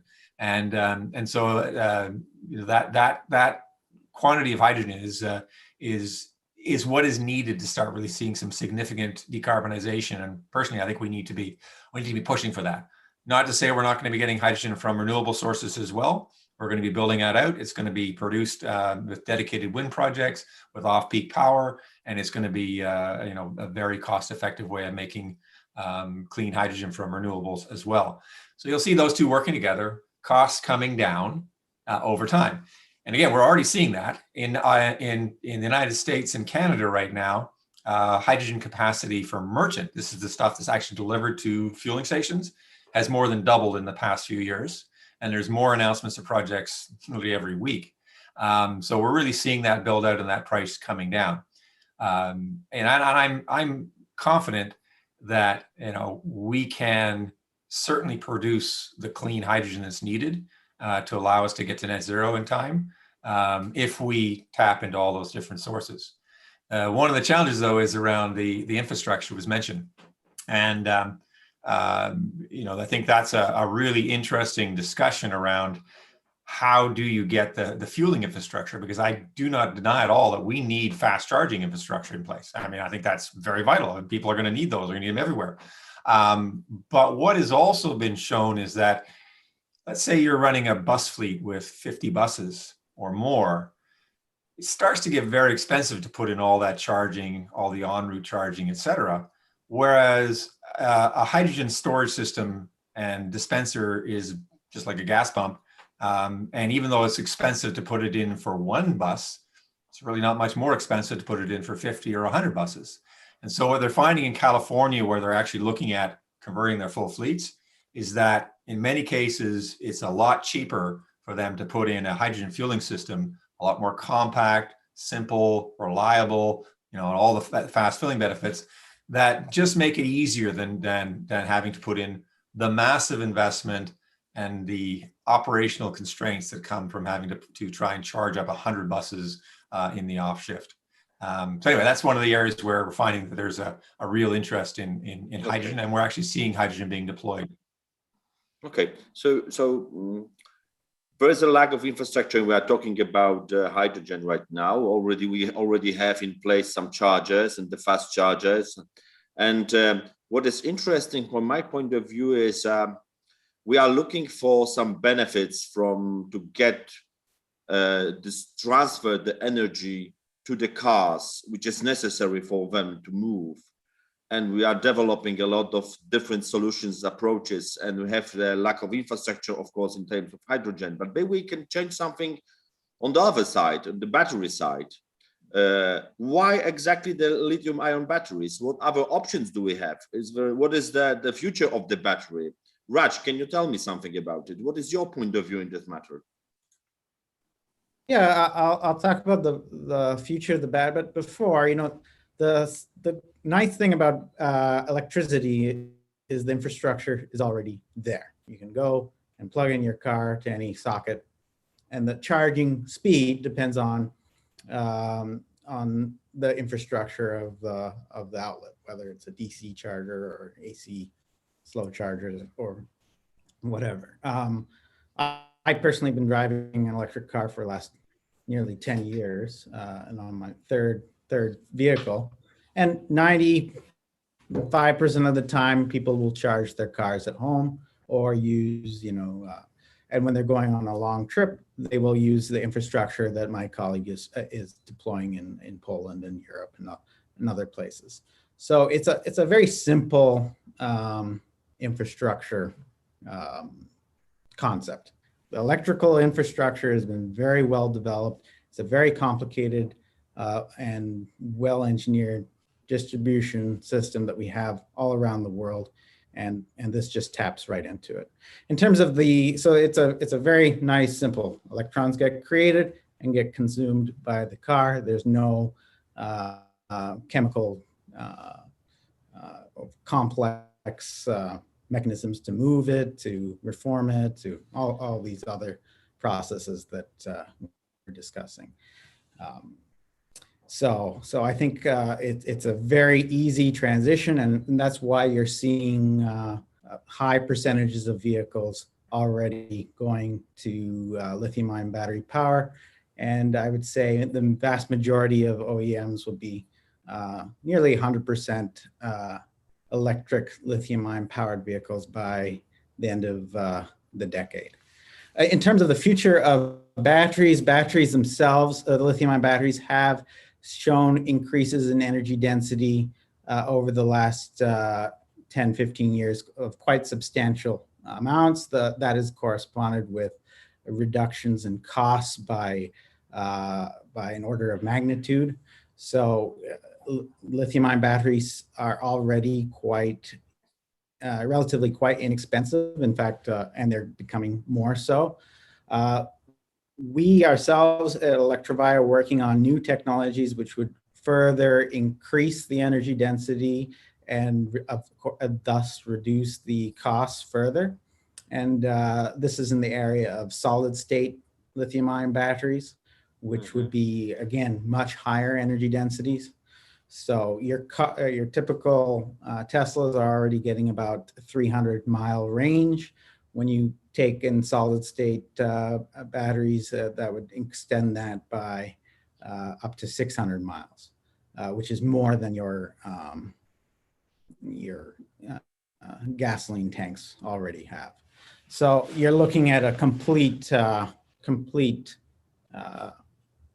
replacement of ICE with electric vehicles in the coming years. Now, this is a key point as a business to stay ahead. You always have to keep innovating, and that's what we at Electrovaya have to continue doing. We've developed a lot of IP over the years. We have probably the longest cycle life lithium-ion technology today, which is very useful for our customers. Our customers are typically in the heavy-duty vehicle space, like forklifts and buses, and that's how we stay ahead. So you think that this is because we are still focusing on the lithium-ion batteries, but you think that this kind of chemistry, this is the future, we are going to improve just lithium-ion batteries, or maybe there is a way to change the chemistry to make it in a different way? So are you also looking for the solutions in different chemistry? The chemistry of lithium ion is pretty complicated. There's lots of different flavors. It's like ice cream. Lithium ion itself would be called ice cream, and then there's thousands of combinations of whether you have this type of cathode or this type of anode. But fundamentally, lithium as an element, it's the lightest element, metal in the periodic table. You're not going to find it's hard to get better. Of course, you can use a lithium metal. Right now, you're using lithium ions to go into graphite. If you replace that graphite with metal, you'll higher capacity, things like that. But my feeling is it's going to be iterative approaches on this technology, which already seeing year by year, it's getting better.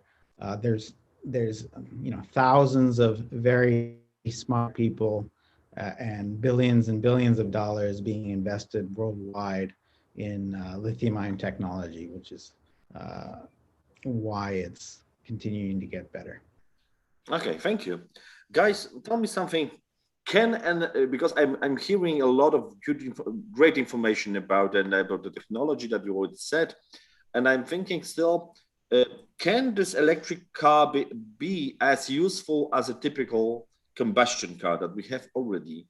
Because I was thinking about buying electric car, to be honest, and there's a missing point over there, because in Poland, for example, there is no huge infrastructure in terms of the powering stations. There are some limitations in that.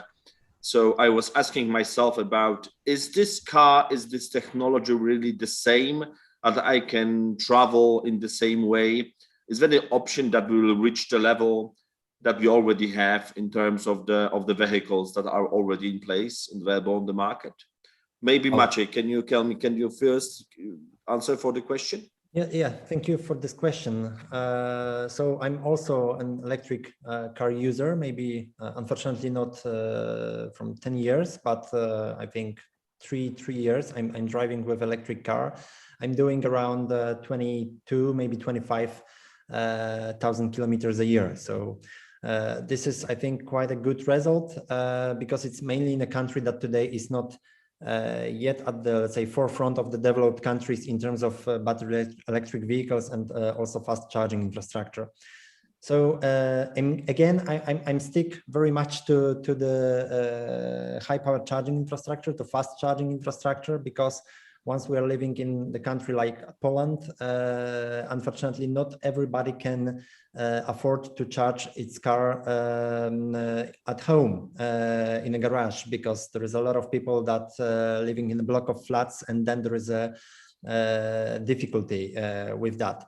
So still, I'm thinking that the key to switching to electric cars is a well-organized fast charging infrastructure. Because we have to remember that even the best electric car will be negatively assessed by the imperfections of the charging infrastructure, and that's why the companies like ours, for example, provide solutions to the market that I think allow to use electric car in a very similar way, or in a very similar way to today's habits of quick refueling of combustion engine vehicles. Also in terms of the payments, for example, and many other services that we have to take care on with our mobiles, with RFID cards, and so on and so on. We are trying to make it as simple as possible to have these habits very similar to today's combustion engine vehicles. So, okay, so you are trying, but we are not reaching this point. Can we reach this point already with hydrogen? Mark, can you tell I have there's a hydrogen fueling station 3 blocks from my house. It's right beside an Esso station, and it's right next to the gas pumps, and cars fill up in about 5 minutes and drive off and have the regular range. So how much time you need to refuel? How much time you need to refuel, for example, the hydrogen? 5 minutes. 5 minutes. So this is it. This is the target that we have. Yeah, exactly. You fill it up, it's clean, and it's clean. So I a couple of points. I mean, definitely battery technology is at least 5 years ahead of fuel cell technology at this point. Fuel cells are on the same trajectory in terms of growth. They're going through the same volume manufacturing scale up. Their costs are coming down in the same way. Hydrogen is produced at scale, and the efficiency question it's one which I love. I guess it's Elon Musk's favorite thing, but it's actually misleading. The electrons that are used to charge or to make hydrogen are not the electrons that are produced at peak capacity, not the ones that are sort of dictating how big your power system are. They're made with either dedicated systems or they're made with off-peak power. And that's the so that efficiency question is moot, because you're not using the electrons that are needed for other applications. And in fact, all the studies have been done say, if you look at a joint build out of our energy system, and we need to scale up our electrical system, we need to at least double our electrical system over the next 30 years, and we need to scale up our hydrogen system at the same time. Doing that together is far more cost effective than trying to do all one or all the other. And so I think this whole question about the efficiency thing is so misleading. Number one, because it's not talking about the overall system efficiency, your efficiency of your operations, and secondly, it's not looking at how an electrical grid and a hydrogen grid will work together. And this is what's the build-ups that's happening right now. So I think that first of all, the people should recognize that their choice of electric vehicle is what they need. They need to have a choice. And that's what's going to convince you and others to actually go to an electric car, is being able to say, I've got my choices. And, certainly when you look at where fuel is consumed today, you got a lot of light cars. And so by numbers, yeah, there's going to be a lot more battery light vehicles out there. That's why the OEMs are interested in them, because that's where they sell their volumes. But most of those cars sit in driveways, sit in parking lots. And they only do a few hours of driving a day. When you look at somebody that's driving professionally and is on the road, that's where most of the fuel is consumed. That's where most of the GHG emissions come from. And we need to be looking at that area and have a solution for those areas. And frankly, when you look at that and the resilience and the ability to operate and the simplicity of the infrastructure, hydrogen has a very compelling business case. It's by no means going to be only hydrogen. It's going to be a mix of them. But when you actually look at that, those heavy emitting areas, Toyota is just doing a partnership with Lyft here in Vancouver, because those Lyft vehicles are on the road and they make money when they're driving, and they can't afford to have them with range anxiety or with the need to take them off the road to be charged. So they have them as fuel cell vehicles, just because that is a more efficient operation for them. And I think that's what we need to recognize is, again, the supply chain for electric vehicles, and people are interested in that, is going to incorporate lithium production, battery production, the whole electric drives and so on. And it's also going to incorporate the hydrogen storage, and the fuel cells on board. And I think if people are interested in business opportunities, both of those together are where your business opportunities are going to be. And I would encourage people to have a hard look at where some of those options are. And there are literally thousands of vehicles on the road now, and growing rapidly in terms of fuel cell vehicles, and they're performing very well. Maybe, Raj, your solid state batteries together with the fast chargers can also reach the level of 5 minutes of charging for the cars. What do you think about it? Is it possible to be done in the near future? Yeah, it's really not limited on the battery side. It's more on the charger side. It's hard to build, with high current on chargers. But the DC chargers can go pretty high, already are pretty high current. I think Volkswagen and Audi have launched 800 volt vehicles now, which are charging 0 to 80% within under 15 minutes. So those kind of numbers are going to become the standard and probably come down somewhat. I think Tesla's also talking similar numbers.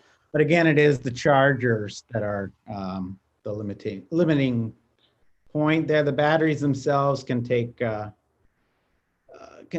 pretty high charge rate.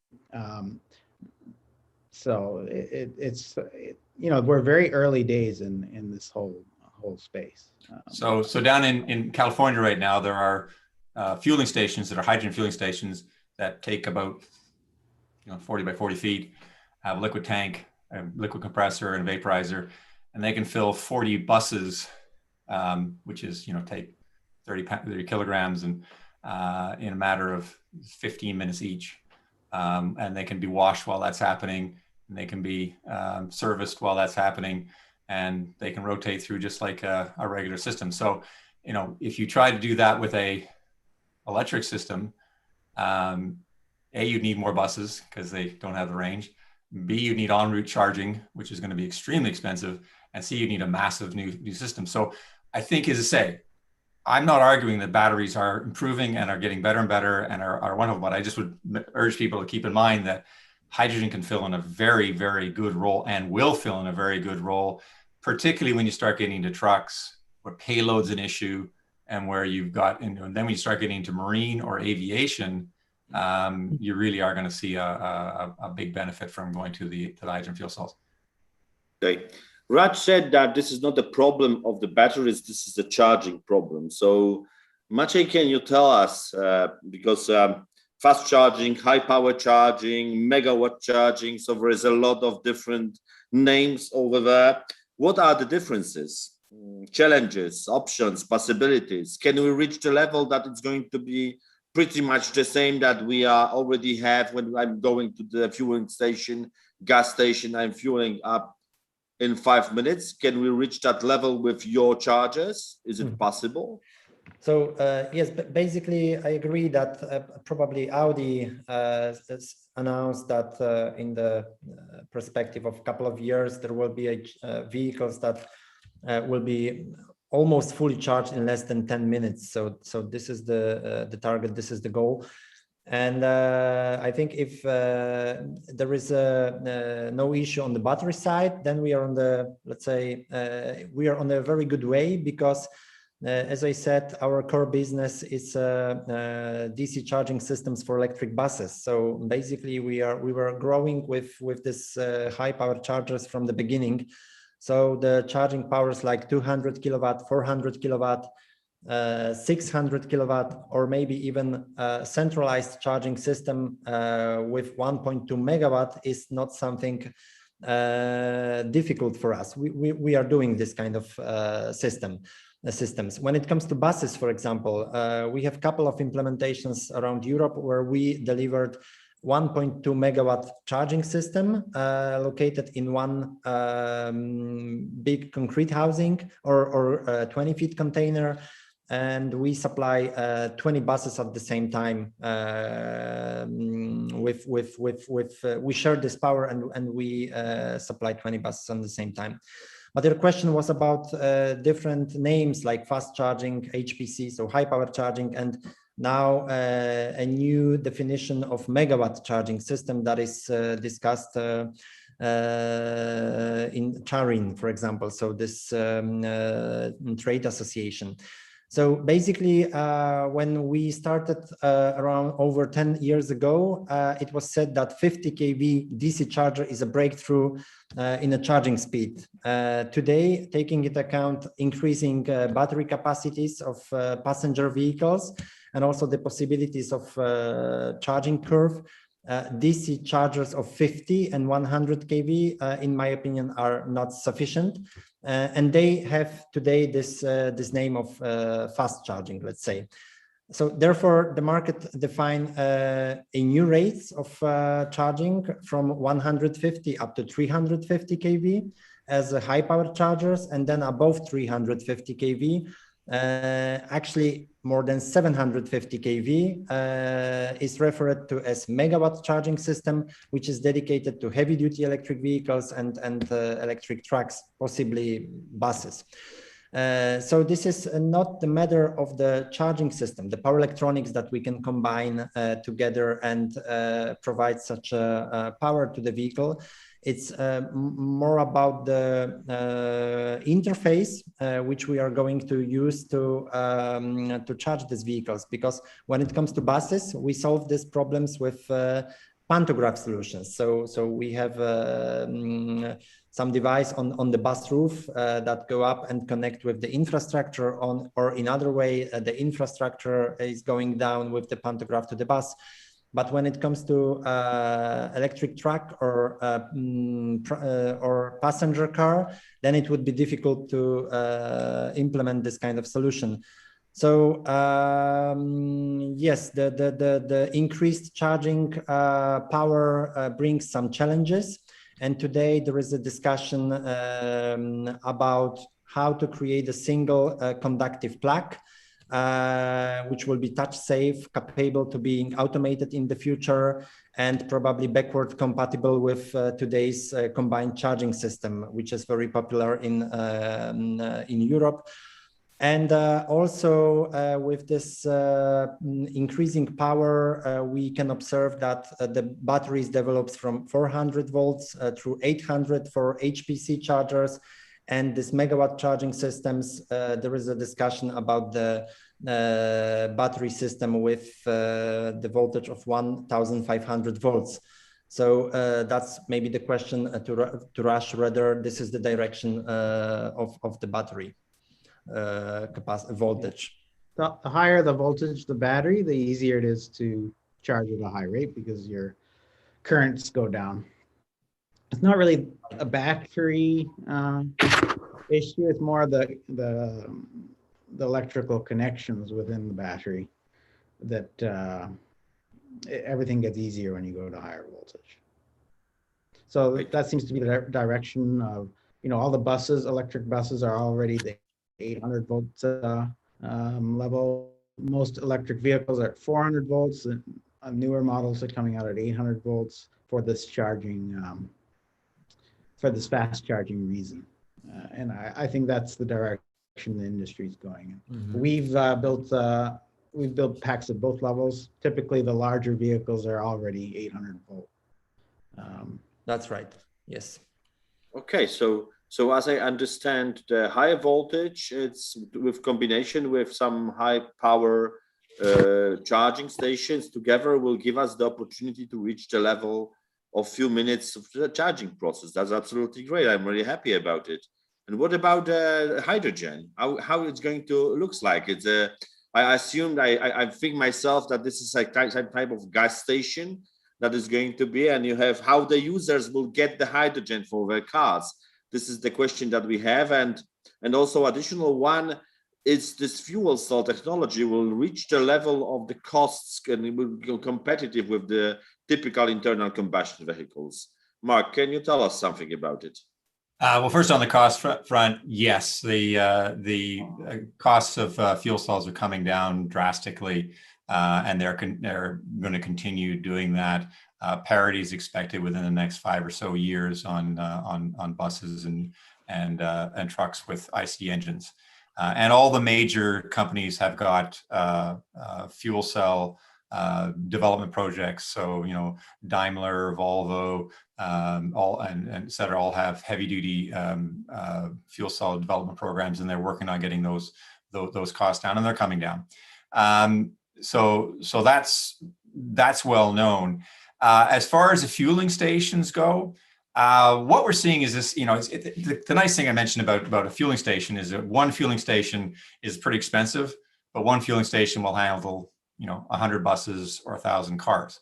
And so when you actually look at them, they actually provide a payback, particularly in areas where you have things like a low carbon fuel standard. So it's like in California market, it's happening here in BC and Quebec, is you have credits that come in terms of clean fuels. And when you combine that, you find that actually, given the volume you can get out of a station, there's actually a positive business case. And so we have member companies in CHFCA that are actually building fueling stations as businesses now, without to allow them to make that return on the opportunity. And particularly, you have things like return to base trucking systems. That fueling station can very easily pay itself back. So there's the performance of those fueling stations. Again, they're a hydrogen fueling station is a very simple system. It's a liquid storage tank, much like a liquid LNG tank. It's a thermal insulated vacuum bottle, basically. And you draw the liquid off, pump it up with a liquid pump to the pressures it needs to be on the vessel, run it through a vaporizer, and then put it through a dispenser. It fits into a station, into a your typical retail fueling station very easily. And it's much the same as the experience of filling with gasoline or with diesel. You just hook the nozzle up, push the button, fills up, and you're done. And similarly, when you're filling a truck or a bus, it's the same thing. It takes a little longer, but it's sort of in that 15-minute or less time frame to fill up one of those vehicles. So that scales very nicely. And the other thing that scales very nicely is when you look at the, electrifying all our fleets and moving that energy into the cities, particularly into crowded quarters, you can move an awful lot of energy as hydrogen. It's a much more dense way than trying to move it via wires. And so it allows you to balance that electrical load by bringing in energy as hydrogen. So I see them moving forward very well. And I guess what I would do is I would encourage people to start to look at this. And that's something where there's quite a bit of experience developing now in North America and Europe and here in Canada with companies that are doing this sort of thing. My member companies are developing the hydrogen technologies, and they're seeing investment, they're seeing projects, they're all their different types of technologies. They're working on the distribution systems, everything from the storage tanks to the pipeline systems, the hydrogen fueling stations, and how you build those. And so there's certainly opportunities for Polish companies to work with them on the hydrogen distribution side of things. And then on the fuel cell side, we have a center of fuel cells here in Vancouver. We're kind of the home of the PEM fuel cell. And we have, sort of a dozen, well, actually many more companies working in the PEM fuel cell area. They're not working in Canada, they work around the world. And so they're working in China, they're working in California, they're working in Europe, supporting OEMs, supporting others in integrating fuel cell technologies into their vehicles, into their products. And this is something where we're a trading nation in Canada, and we work very closely with companies around the world. And we're certainly interested in working with companies in Poland to see how we can help work with them to explore this opportunity. Because as I said, I think there's going to be both. I do not think it's going to be all one or the other. I think there's going to be a combination to see it to move quickly. I'm all about GHG emission reductions and getting those things happening as quickly as possible. And I really see that if you look at trying to decarbonize the full spectrum of transportation, we are going to need both of these technologies. They're both going to compete hard on individual cases, and one by one, they're going to be very much competitors. But overall, that combination and that competition between them is going to drive the penetration of electric vehicles very quickly, not to mention heating, industrial processing. Okay, but tell me something, especially this question is, I think that to everybody, but we are not talking about, we are talking about the hydrogen, we are talking about the electrical cars, the batteries. But we also have in place something like hybrid solutions. We have CNG, LNG on the market. Okay, let's skip CNG, LNG because this is something that we are not really focused on. But maybe a hybrid approach. Is it a transition technology, or this is also something that is in competitiveness in some way with electrical cars? For example, Toyota is focusing mostly on the hybrid approach. And can we expect that in the long term, this kind of approach will be considered in the same level either as a hydrogen or typical electric cars and will be available on the market? What do you think? Raj, maybe you will say a few words about it. What do you think about it? You mean hybrids like Toyota Prius kind of hybrids, or? Yes, exactly, like a typical diesel engine together with the batteries and with the combination of using, for example, electrical engine in some situations and in some situation typical combustion approach. So what do you think? Well, I think fuel cell hybrids, fuel cell plus battery hybrids, that as Mark mentioned already, that will definitely happen. I think the long distance trucking, where you don't have planned routes, for sure, that's definitely. But with my personal view on the gasoline hybrids, it's an obsolete technology. It's going to be phased out in no time. If you look at Toyota Prius sales versus electric vehicle sales, there's one is dropping and the other is climbing. So it no longer makes sense to have a gasoline electric hybrid when you don't need to.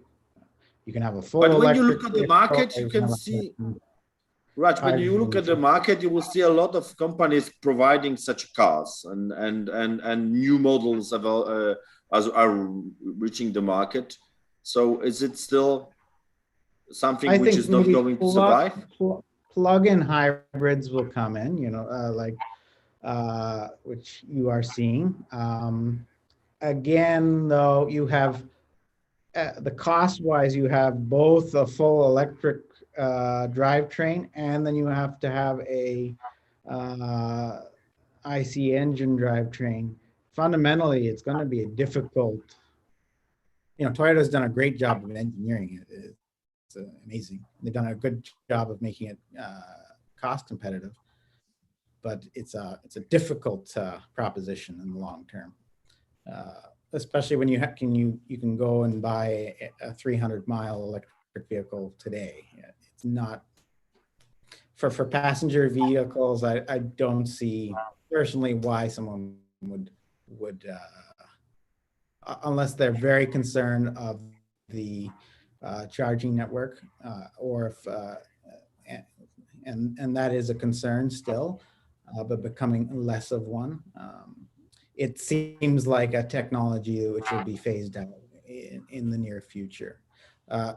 Hydrogen battery hybrids, on the other hand, that is definitely has, in my view, a long-term. For instance, airplanes. Who knows what's going to happen with aircrafts, but hydrogen battery hybrids are sounding like they're going to make headway, and I'm sure there trains and other types of vehicles. There's lots of transportation devices out there. Okay. But I think the days of the IC engine are coming to an end, and it's coming to an end very rapidly. And the OEMs like Toyota, they're used to having 10-year plans, and this is probably a little faster than they're used to. Mm-hmm, mm-hmm. My view, it all comes down to net zero. If you're talking net zero, which we're talking today, in 100 and whatever countries have signed on, you got to be on a pathway to net zero. And electric batteries, hydrogen are on a pathway to net zero. Now, biofuels, yes, I would agree, they're on the pathway to net zero too. They're getting better and better, and I do think there's going to be quite a room for a transition of biofuels to get us used with IC engines, and that's going to be around for quite some time, and will help people in their transition. But they're limited in terms of the availability and the cost of biofuels, and if so I see again there's going to be a mix. I don't see natural gas. Natural gas fits in very nicely if you're going to be lowering GHG emissions, but as soon as you go to net zero, it doesn't get you where you need to get to. So I see and the other thing, even with biofuels, is they're not net zero. They still have, other criteria emissions that come out of them, whereas the battery and fuel cell ones are truly net zero. And in locations like in China and in California, where they really are looking for zero emission vehicles, that can be met with hydrogen and fuel cell and batteries. So I see a transition. There's technologies out there, which is actually really interesting, where you take hydrogen and blend it with diesel, so you can retrofit existing diesel engines, get a 40% reduction in GHG and other emissions. But it's clearly a transition technology. It helps in the next few years as people are using their fleets and getting emission reductions, puts a load on hydrogen systems. But longer term, you're going to be I think, going towards electric vehicles. Okay. Okay, this is a good approach, I think. It's very interesting. Okay, tell me, guys, from your perspective, what kind of vehicle powertrain would be best for the, because we are talking about, when I'm thinking about electric cars, when I'm thinking about hydrogen, I'm still, as a private person, I'm still see in my mind a Tesla car or something like that. There's no many trucks, no many, maybe buses, but trucks, it's not something common that you can see on the road. But so the question which I'm raising is, what kind of powertrain will win in terms of this freight and the logistic approach? So those cars which trucks which supposed to deliver a huge amount of goods for the high distance. What do you think, Maciej? Can you tell us what is your perspective in this? Yes, because we are very close to this OEMs that produce electric buses, we are also close to that one that produce electric trucks, and they are actually at the, let's say, quite the beginning of their road with that. And our talks today with manufacturers of large tractors units, large trucks, shows that in the next 2 to 5 years, trucks with the batteries up to 600 kilowatt hours will be also on sale. And they are planning to operate them in the mode that 4.5 hours they will drive. Then they need to have a 45 minutes break because this is the break for the driver. And then they want to charge this big batteries with the high power charger or megawatt charging system. That's why some trade associations start to discuss and develop this charging interfaces for chargers like 750 kV power. And after that, again, 4.5 hours of driving. So for this, you need chargers with the capacity of around 1 megawatt, supplying logistic centers also with solutions that will allow for quick charging of such vehicles during the loading and unloading process. So I think that this battery electric vehicles, will play also key role in a long distance transport. But I think that in combination with hydrogen as a maybe a range extender, that would be the best way to take this approach.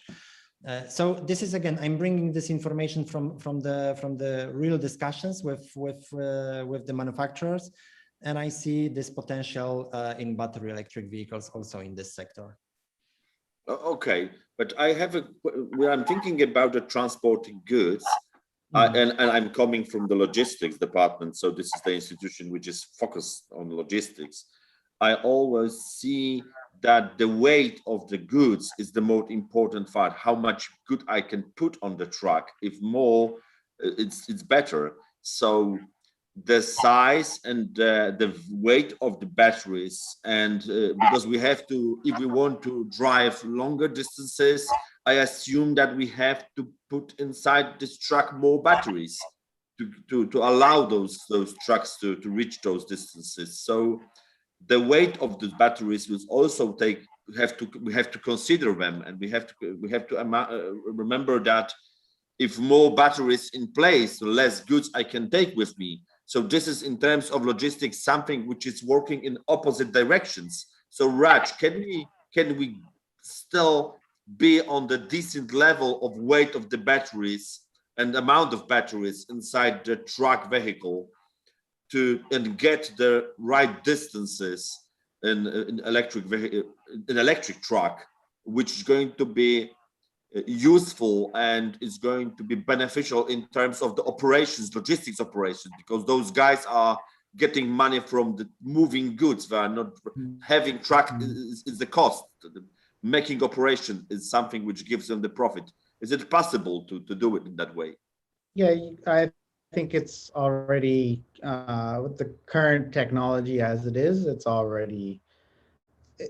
Now, for very long distances, this is where I'm unsure, but for last mile, short, Amazon delivery trucks, or even as my colleague just mentioned, if they're putting these megawatt scale chargers at 4.5-hour distant points, that should be okay. But in terms of the physical weight, typically these are tractor trailers, and the battery system would be part of the tractor, so the trailer would be independent. It's not going to make it's not as energy, it's not as dense as diesel, so there probably is a small trade-off, but it's not significant. So this is not a big deal. This is not a big problem. This is something that we can solve. The bigger, we don't have to focus on that. The problem is on the charging. The problem is on is developing that high rate charging infrastructure for the long distances.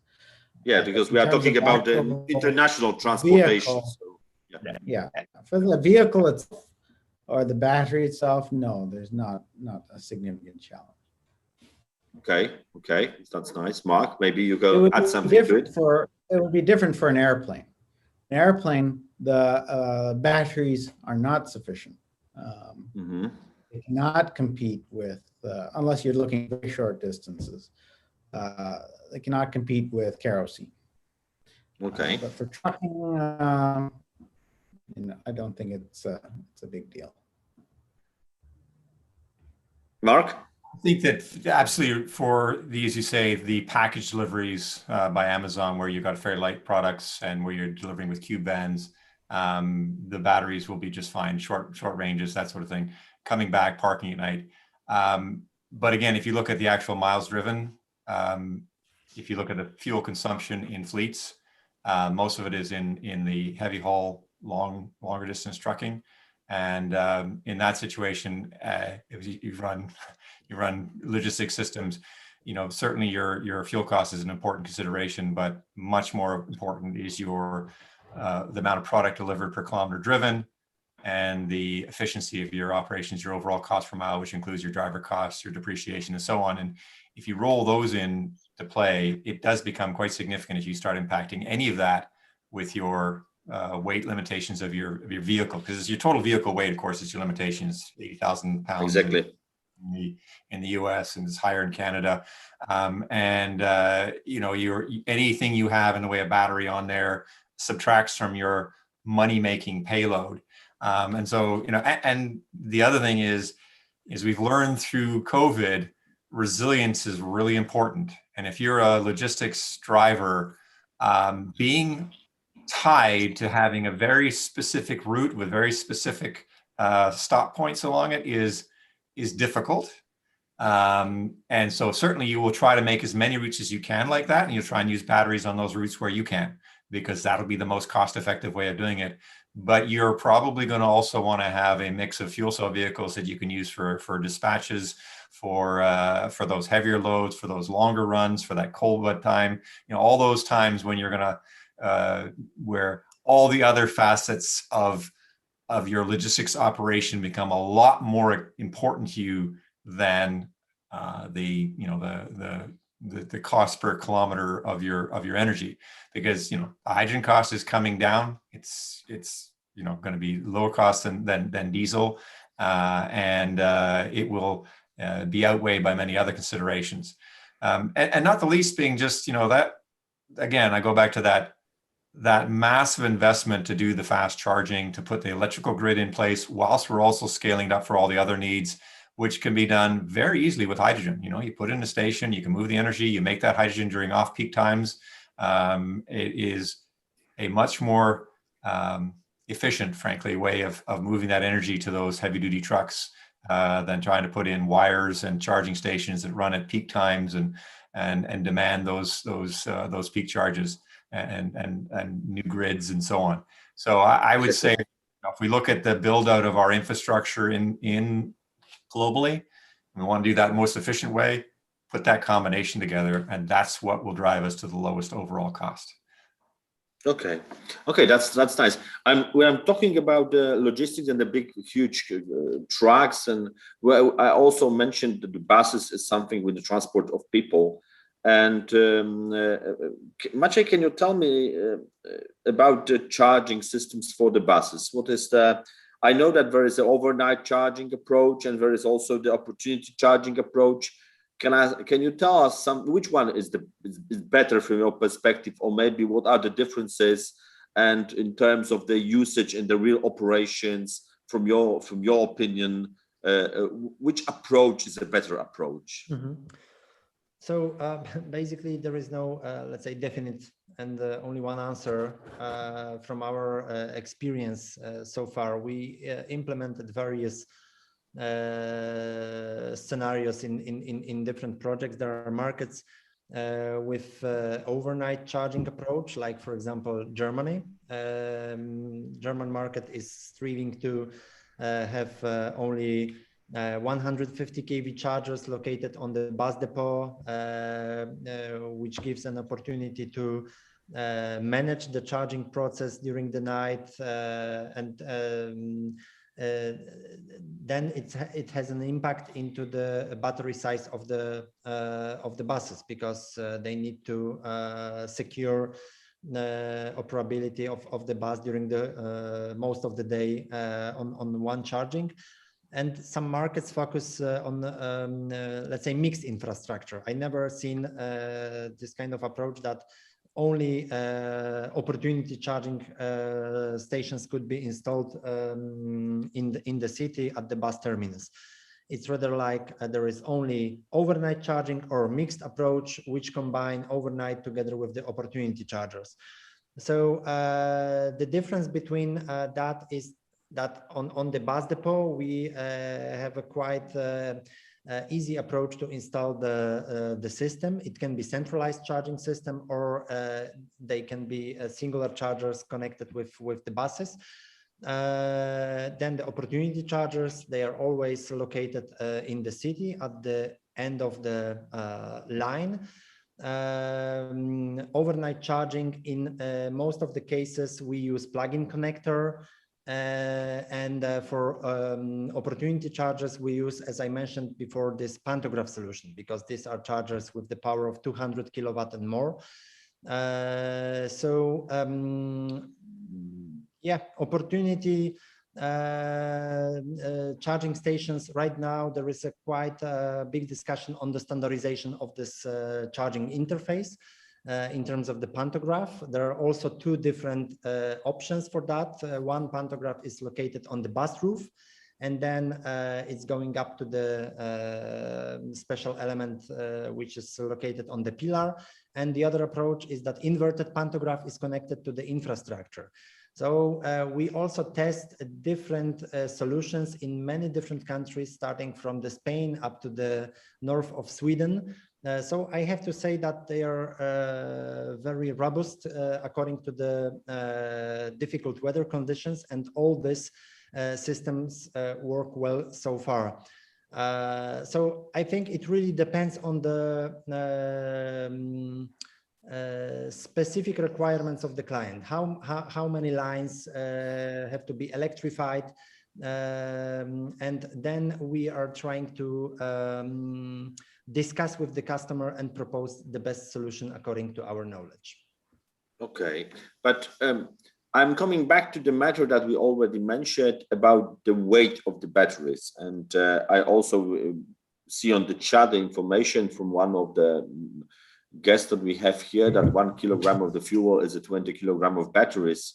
So I'm not really familiar with the numbers here, but I assume that for sure the weight of the batteries, when we want to compare it with the amount of the fuel to get the same power and the same job will be done from this source of energy. I think that the batteries will be, the weight of the batteries will be much higher. And the question which I have in terms of these two approaches to the buses, when you're talking about the buses and about the overall maximum weight of the bus, in terms of the amount of people which is inside. And when we are talking about this overnight approach, I assume that we have to put the batteries to provide the energy for the bus for the whole shift, so for the whole time that the bus is operational. And I think this amount of batteries that you have to put inside the bus for it's quite significant, and it will have for sure a negative result in the number of people that this bus can take to reach the maximum weight level. And in terms of this very opportunity charging, I think that, don't you think that this is not the approach that we can put inside the bus, not as many batteries, because there is no need to put as many of them, because you just need the power for some percentage, a low percent of the whole day, operational day, and you are charging constantly on the every stop or every single stops on the when you are. So this is a totally different approach, but maybe there are some benefits from that direction. What do you think about it? Is this really a one-to-one that you can choose and this is the same? No, it's more complicated than just looking at weight of fuel and weight of batteries. I mean, in an IC vehicle, you've got your engine, you've got your transmission, you've got all sorts of thousands of parts. In a hydrogen or electric bus, you just have an electric motor, a very simple transmission, and the weight of all those other components comes down. The weight of the fuel, whether it be hydrogen or batteries, is higher. Just looking at the buses that we have been working on ourselves, just giving you in perspective, 400 kilowatt hours of batteries is put on a typical bus, which is designed for diesel. These batteries are placed where the engine compartment used to be, which is at the back of the bus. And some batteries are placed under the floor where the fuel tanks were and in the roof. Hydrogen buses I've seen from colleagues, same idea. They put the, and the weights, overall, the weight of the bus is about the same as when it was diesel powered, plus minus 10%.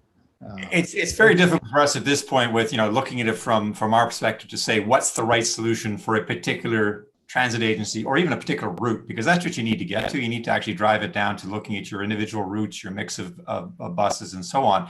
And, I'll do another plug because, we are from Canada, that there's a number of companies that have a great deal of expertise in both battery and fuel cells, fully understand electric and understand transit, that can go in and do the studies on a case-by-case basis to figure out what is the right mix of battery fuel cell vehicles you want to put into a particular location. And there'll be many considerations that come into play in that one, into the route, the length, the time of day, all these other things will come into play. And so, California is somewhat unique in that California has mandated that all their transit agencies come up with a plan. They have to say how we're going to go fully zero emission. And so they had to submit that plan to get money for buses and for infrastructure.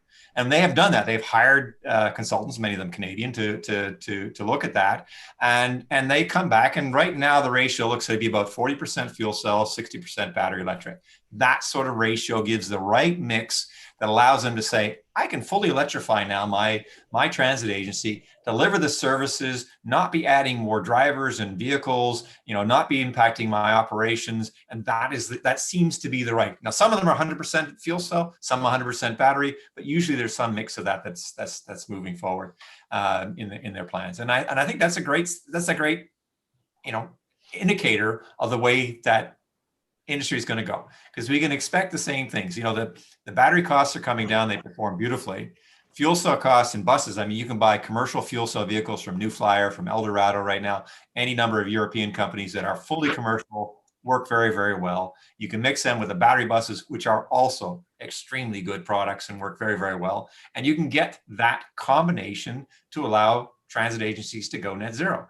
And what we're going to be seeing is that's going to move from buses to trucks, and we're going to be looking at electrifying our delivery fleets, our long distance fleets, our marine fleets, our rail fleets. Already there's commuter rail systems now, catenary power systems. Catenary power systems are wonderful. You have that's the overhead wires for trains and that sort of thing. But those are very expensive. And so now there's fuel cell systems that can extend the range of electric trains onto rails that don't have those wires in place and do that very cost effectively.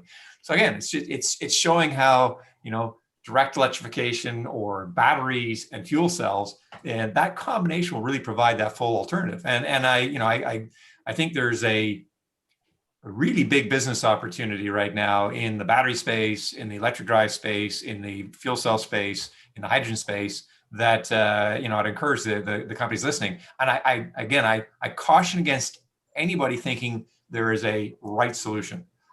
The right solution is electrification. How you get there is going to take individual study. We encourage you to talk with some of the experts, and we can certainly put you in touch with some of those folks. Encourage you to talk to the suppliers and assess it for an individual situation. And we encourage people that are interested in getting the business to talk with people that are doing it and to see what they can do to incorporate these products into their systems. And I think it's a really actually a very exciting time. Lots of challenges. We need lots of regulation in place. I mean, I think if you look at how do we get, and I'd say lots of regulation. We need regulation on hydrogen standards. We need regulations on zero emissions to start driving this and providing a business case. We need investment in our grid. We need investment in our hydrogen infrastructure. So there's lots of challenges still out there, but I think it's a really exciting period right now to be looking at where we can get to. Thank you, guys. That was really amazing discussion. I think that we have the last 5 minutes, and Mr. Gałczyński is already here, so it's showing us that this is the time to end our discussion. We were not able to reach all the questions that we prepared for the discussion, but this is the result of very interesting and fruitful exchange of information from all of you, for which I'm really thank you. We have one question, I think, on the chat. The question is, it's coming back to the weight aspect that we already mentioned in the discussion. It was if in EU has a limitation of 40 ton and for the same truck, which is generally 10 ton or more, you add a 20 ton battery instead of 1,000 kilogram, 1,500 liter fuel. Your total shifter weight goes down from 29 ton to say 5 to 10 ton. So how is it feasible? We already mentioned, and you already answered that pretty much there are more changes in the truck and in the car, not just changing the fuel tank to the batteries, but also changing some mechanical things like an engine and a transmission part and other things. So this is not the one-to-one exchange of getting out just the fuel tank and putting batteries. There are more differences. But is there any problem over there? Do you think that still there is some negative in this? If we're going to calculate with the note and the pencil, is it going to have, if we want to reach the same range, because we are talking about the same range of the truck, so international transport, is it going to be a negative influence on the weight and the overall capacity of the car? Raj, can you answer for that? Again, it depends on how much batteries you want to put in there, right? So on the buses we're looking at, they cannot change the overall weight of the bus because the buses are certified for a certain weight. And so 400 kilowatt hours roughly is the same weight as what it was as a IC engine. That said, diesel has a very high energy density. If you want to make your bus go thousands of miles on one tank, you can with diesel, thousands of kilometers. That said, your driver has to stop to go to the bathroom, and it's not something that you need. You don't need the vehicle to go 1,000 kilometers plus on a single. So you have to change your habits. You have to change your habits and approach to get. Not necessarily. You don't even necessarily need to change your habits. You stopped whether it's a fast charger or a hydrogen depot. It's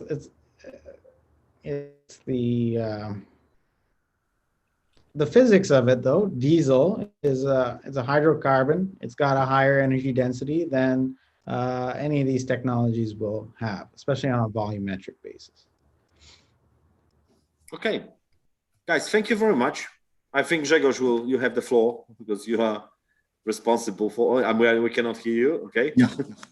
So I unmuted myself. Okay. So thank you, gentlemen. So these debates among the professionals are extremely interesting. And it is really hard to say in which direction technology is going, actually, because there are so many ways for development. We barely scraped the tip of the iceberg, actually, because we didn't even mention the methanol fuel cells technologies. We didn't say about new infrastructural solutions like charging highways experimented by Chinese scientists. Maybe in the future we will travel for long distances using the public electricity network and travel by short distances using the batteries. So we don't really know. However, and there's also a Koenigsegg in Sweden who is working on very interesting hybrids between the electric and ICE engines. So we don't really know. We don't really know what will happen, and there are also geopolitical factors. So we can be sure of one thing, that these technologies won't develop themselves equally in the world. It depends on needs. That's for sure. So thank you, gentlemen, for this very interesting discussion. Let's make a short 10 minutes break, and then we'll come back and hear another interesting discussion about autonomous vehicles and extended reality. Thank you very much. Thank you very much, guys. Thank you. It was a pleasure. Nice to talk to you. Pleasure. Thank you so much. Appreciate the opportunity. Thank you.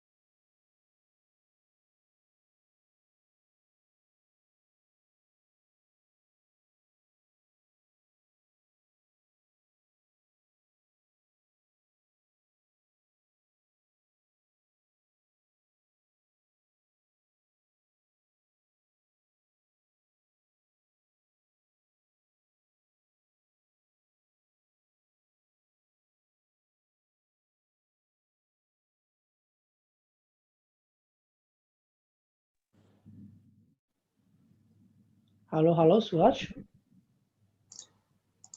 Dzień dobry, my słyszymy. Super. Tak, słyszymy wszystkich. Panowie, czekamy jeszcze chwilkę i zaczynamy o godzinie 17:20, za 11 minut niecałe.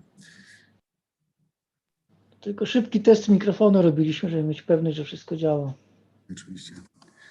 So we're coming back in 10 minutes.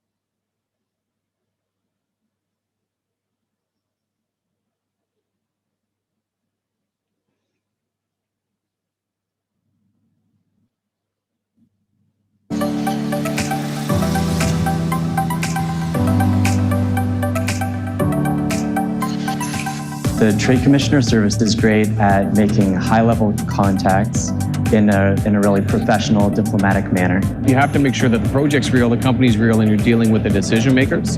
And the Trade Commissioner Service does a great job for Canadians for that. We never go into a country without talking to Trade Commissioner Services first. They have the network that we wouldn't have. I think it's legs on the ground and a voice that you can actually trust.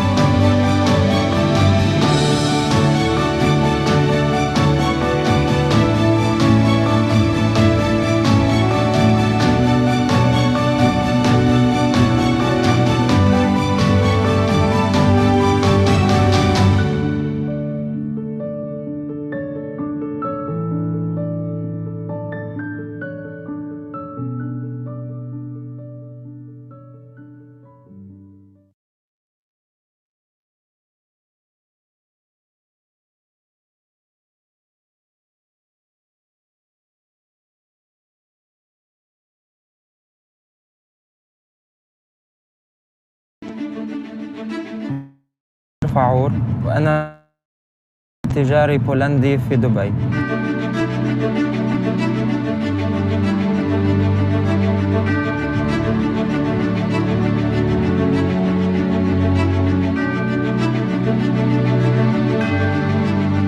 دبي معروفة كمدينة إنها مدينة حديثة وبترحب بالأفكار اللي هي بتشجع التنافس والتطور الأشغال. Tak jak wiele osób tutaj, przyjechałem na kilka tygodni 13 lat temu. Będąc tutaj już od 13 lat, siłą rzeczy ma się wyrobioną pewną siatkę znajomości i oczywiście pewną wiedzę na temat, jak ten świat wygląda, jak biznes tutaj działa, ale też jak o tym świecie biznesowym myślą ludzie przyjeżdżający z zewnątrz. فأنا عشت نص حياتي في بولندا ونص الثاني في الإمارات. بعتبر الإمارات مثل بيتي. Tak naprawdę Dubaj zaczął się rozwijać pod koniec lat 90. W 2000 roku został otwarty Burj Al Arab, który spowodował, że cały świat zaczął patrzeć, co się dzieje w Dubaju. Rynek Emiratów Arabskich to jest rynek bardzo chłonny i rynek wciąż moim zdaniem nienasycony. Tutaj przede wszystkim jest miejsce na innowacje. Stopień rozwoju Dubaju i przygotowania infrastruktury nie nadążał z rozrastaniem się miasta. Kiedy miałem 15 lat, to ta droga, którą teraz jedziemy, miała dokładnie 2 pasy. A teraz zobaczcie, jaka jest różnica. Jedziemy tą drogą, która ma 7 pasów w jednym kierunku i 7 w drugim. Ja już będąc w Zatoce od wielu lat zauważyłem, że Polska nie istnieje tutaj biznesowo na tyle, na ile powinna. Patrząc na nasz potencjał i jak ten potencjał rośnie w ciągu ostatnich paru lat relatywnie do wielu innych krajów europejskich i na świecie. Czysto patriotycznie denerwowało mnie, że Polski nie ma tutaj więcej biznesowo. Dubaj jest hubem i firmy, które chciałyby się rozwijać w tym regionie, najlepiej aby zaczęły od Dubaju. Polska kojarzy się z... Nam się wszystkim kojarzy z jakością. Nam, mówię o Polakach. Zazwyczaj Europejczycy wiedzą o tym, że Polska to jest jakość za stosunkowo niższą cenę. Natomiast jeśli mówimy o rynku tutaj, Polska wciąż jest trochę takim brandem no name. Ja mam taką ambicję, żeby platforma PAIH robiła bardzo dużo pozytywnego marketingu na temat Polski, gospodarczego, biznesowego i nie tylko. I do tego zdecydowanie musi być użyta wymiana myśli pomiędzy podobnymi biurami PAIH na całym świecie. Rolą zagranicznego biura handlowego jest wspieranie polskich eksporterów na rynku emirackim. Między innymi pomagamy nawiązać kontakty z lokalnymi partnerami. Próbujemy pokierować polskich przedsiębiorców w zakresie swojej branży. Identyfikujemy potencjalne możliwości rozwoju na rynku lokalnym. Jeśli mówimy o małych i średnich firmach, to te małe i średnie firmy bardzo mocno nas potrzebują. Choćby właśnie ze względu na takie podstawowe informacje bardzo ogólne dotyczące rynku, ale też i takie instrukcje bardziej szczegółowe na zasadzie, w które drzwi uderzyć, gdzie pójść, dokąd, chociażby otrzymać od nas nazwy firm, potencjalnych odbiorców, bądź też listy dystrybucyjne. Polskim eksporterom pomagamy nawiązać kontakt, udostępniamy im naszą infrastrukturę biurową, gdzie ci eksporterzy mogą odbywać spotkania z lokalnymi partnerami. Oprócz tego jesteśmy takim drogowskazem. Informujemy o zagrożeniach rynkowych, doradzamy, jak rozpocząć ekspansję rynku na terenie Emiratów Arabskich. Będąc tutaj 13 lat, mam nadzieję, że jestem w stanie pomóc przede wszystkim przełamać lody szybciej, ale też zrozumieć, jakie przyciski należy naciskać w rozmowach biznesowych, żeby osiągnąć oczekiwany efekt. Najciekawsze branże dla polskich producentów są takie, kiedy polscy producenci wykonują cały wyrób. Mogą to być branże meblowe, mogą to być branże dóbr luksusowych, gdzie jest oferowany produkt odpowiednio ozdobiony, który wyróżnia się od innych produktów na rynku. Tak samo galanteria. Natomiast na pewno jest wciąż miejsce na wyposażenie szpitali, czyli sprzęt medyczny. Branża jachtowa, która jest u nas bardzo mocno rozwinięta. W Polsce produkuje się olbrzymią ilość łodzi i tu jest właśnie rynek zbytu na to. Jesteśmy teraz na targach jachtów Dubai International Boat Show. Jesteśmy po to, aby promować polskie firmy na rynku lokalnym. Między innymi są to Sunreef, Galeon, Parker, Deep Ocean Technology. Jesteśmy jedyną firmą na świecie, która specjalizuje się w budowie luksusowych katamaranów i katamaranów superjachtów powyżej 18 metrów. Jesteśmy w kontakcie z Polską Agencją Inwestycji i Handlu. Najlepszym przykładem były ostatnie targi w Dubaju, gdzie z biurem lokalnym mieliśmy okazję współpracować, być wspólnie na evencie.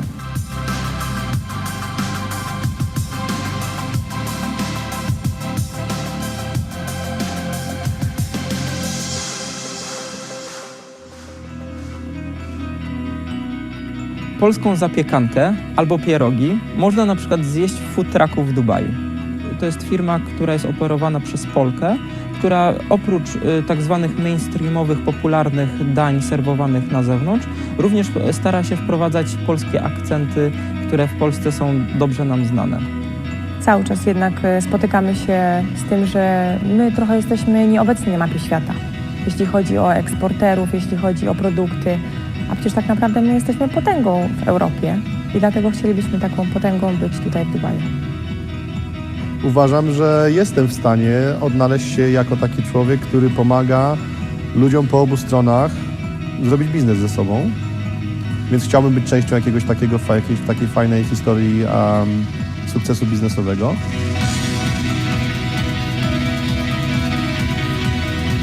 وبشجع المستثمرين البولنديين انهم يفكروا يوسعوا شغلهم في الامارات ودول الخليج. Podobne biura, które naszym gościom się podobają, powstają w wielu innych miejscach, to jest zdecydowanie wiadomość, którą musimy opowiadać. I te biura absolutnie powinny ze sobą pracować.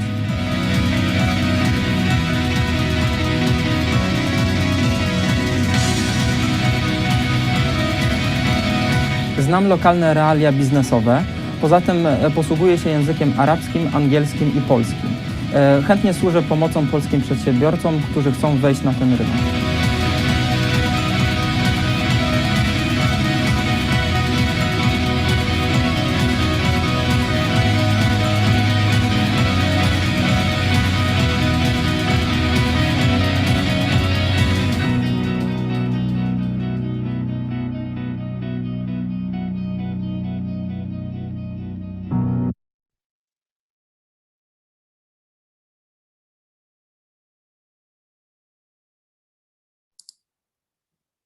So here we are. We're listening to the very interesting presentation, Polish business abroad, especially in Dubai. And now we're coming back to Poland and Canada. And to our next panel is titled Autonomous Vehicles and Extended Reality. Is going to be moderated by Mr. Marcin Szelest. Mr. Szelest, the floor is yours. Hello, good morning. Thank you for participation in this panel. So I'm representing the automotive industry, and I remember that 5 years ago, each of us believed that in 2 years, everybody will be using the autonomous vehicles, and that it's just a matter of time that these cars will be ready. SAA defined 5 levels of automation, starting from level 1, where there is almost no automation, to level 5, when the car is a robot and is doing everything automatically. Unfortunately, 5 years later, so in year 2021, we are still not using the autonomous cars. The cars that are already available on the market are somewhere on the level 3, maybe 3.5, but we are still very far from the level 5. And from the, I would say, industry perspective, there are 3 different areas where we can talk about these autonomous vehicles. So this is the sensors, the control logic, and the law that is compliant with the new technology. And my first question is to Mr. Pierre Olivier. I would like to ask you about the sensors, because I know you are representing the sensors company. And do you feel that the sensors are good enough to serve for the level 5 of the automation? Yes, I think the sensors are good enough. I think from my standpoint, the industry has shown through like various pilot programs and everything that we could deliver functionality with the current sensors. Now, there's still the issue of high volume industrialization, which is sort of the chicken and egg. So people are not using the sensors because they're not industrialized in high volume and low cost. And that doesn't happen because there's not enough usage. So it's slowly progressing, and we're getting there. But I think there's no question from our side that the technology is available and certainly mature enough to show high levels of functionality. Mm-hmm. And from your perspective, do you think that right now we have enough configuration of the sensor that we are using in the vehicles, or you think there is still something that we can improve? I think we're starting to see some level of standardization in the various configurations. So if you go back a couple of years ago, everybody had a very different configuration as far as not only the mounting, but also the types of sensors. So how many radars, how many LiDAR, how many camera. And now we're starting to see some consolidation of these requirements and driven by the OEMs and the tier ones. So I think we're slowly getting there. I think it's quite obvious that all sensing modalities are going to be present in some form, at least for higher levels of automation. I think we will see cameras, we'll see radars, we'll see LiDARs to achieve the right level of functionality, and we'll see standardization, just like we did for radar, where today you have, for example, you have long-range radar, you have short-range radar. We're starting to see the same type of standardization for LiDAR requirements as well. And do you think that from the computation perspective, we are ready for so big data rate from the sensors? I think yes. So we're getting there. Certainly, of course the computing capability keeps evolving, but it is still a challenge. So certainly, and that also derives the number of sensors that you can practically have. So I think for like convenience, what you described as level 3, where you will have a more limited number of sensors, maybe 4 or 5 cameras, maybe a few radar. I think the computing is reasonable and available today. It's really for level 4, level 5, where you may have tens of cameras and very many LiDARs and radars, then that will still be a challenge and has not been really fully addressed yet. Mm-hmm. Yeah, but another big problem is probably the fusion between sensors. So we have different sensors working in different coordinates, and how to connect everything together to get something that is valuable.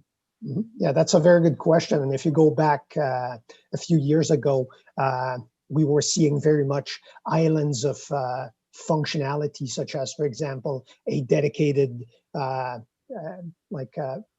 perception and processing for example, for lane keeping and different functionality for adaptive cruise control and so on. So fusion was something that was sort of an afterthought done at the very end of the process. So what we're seeing now is we're seeing move towards more like early fusion and better integrating the different types of functionality into a more system level approach, and this is what we are working on more specifically.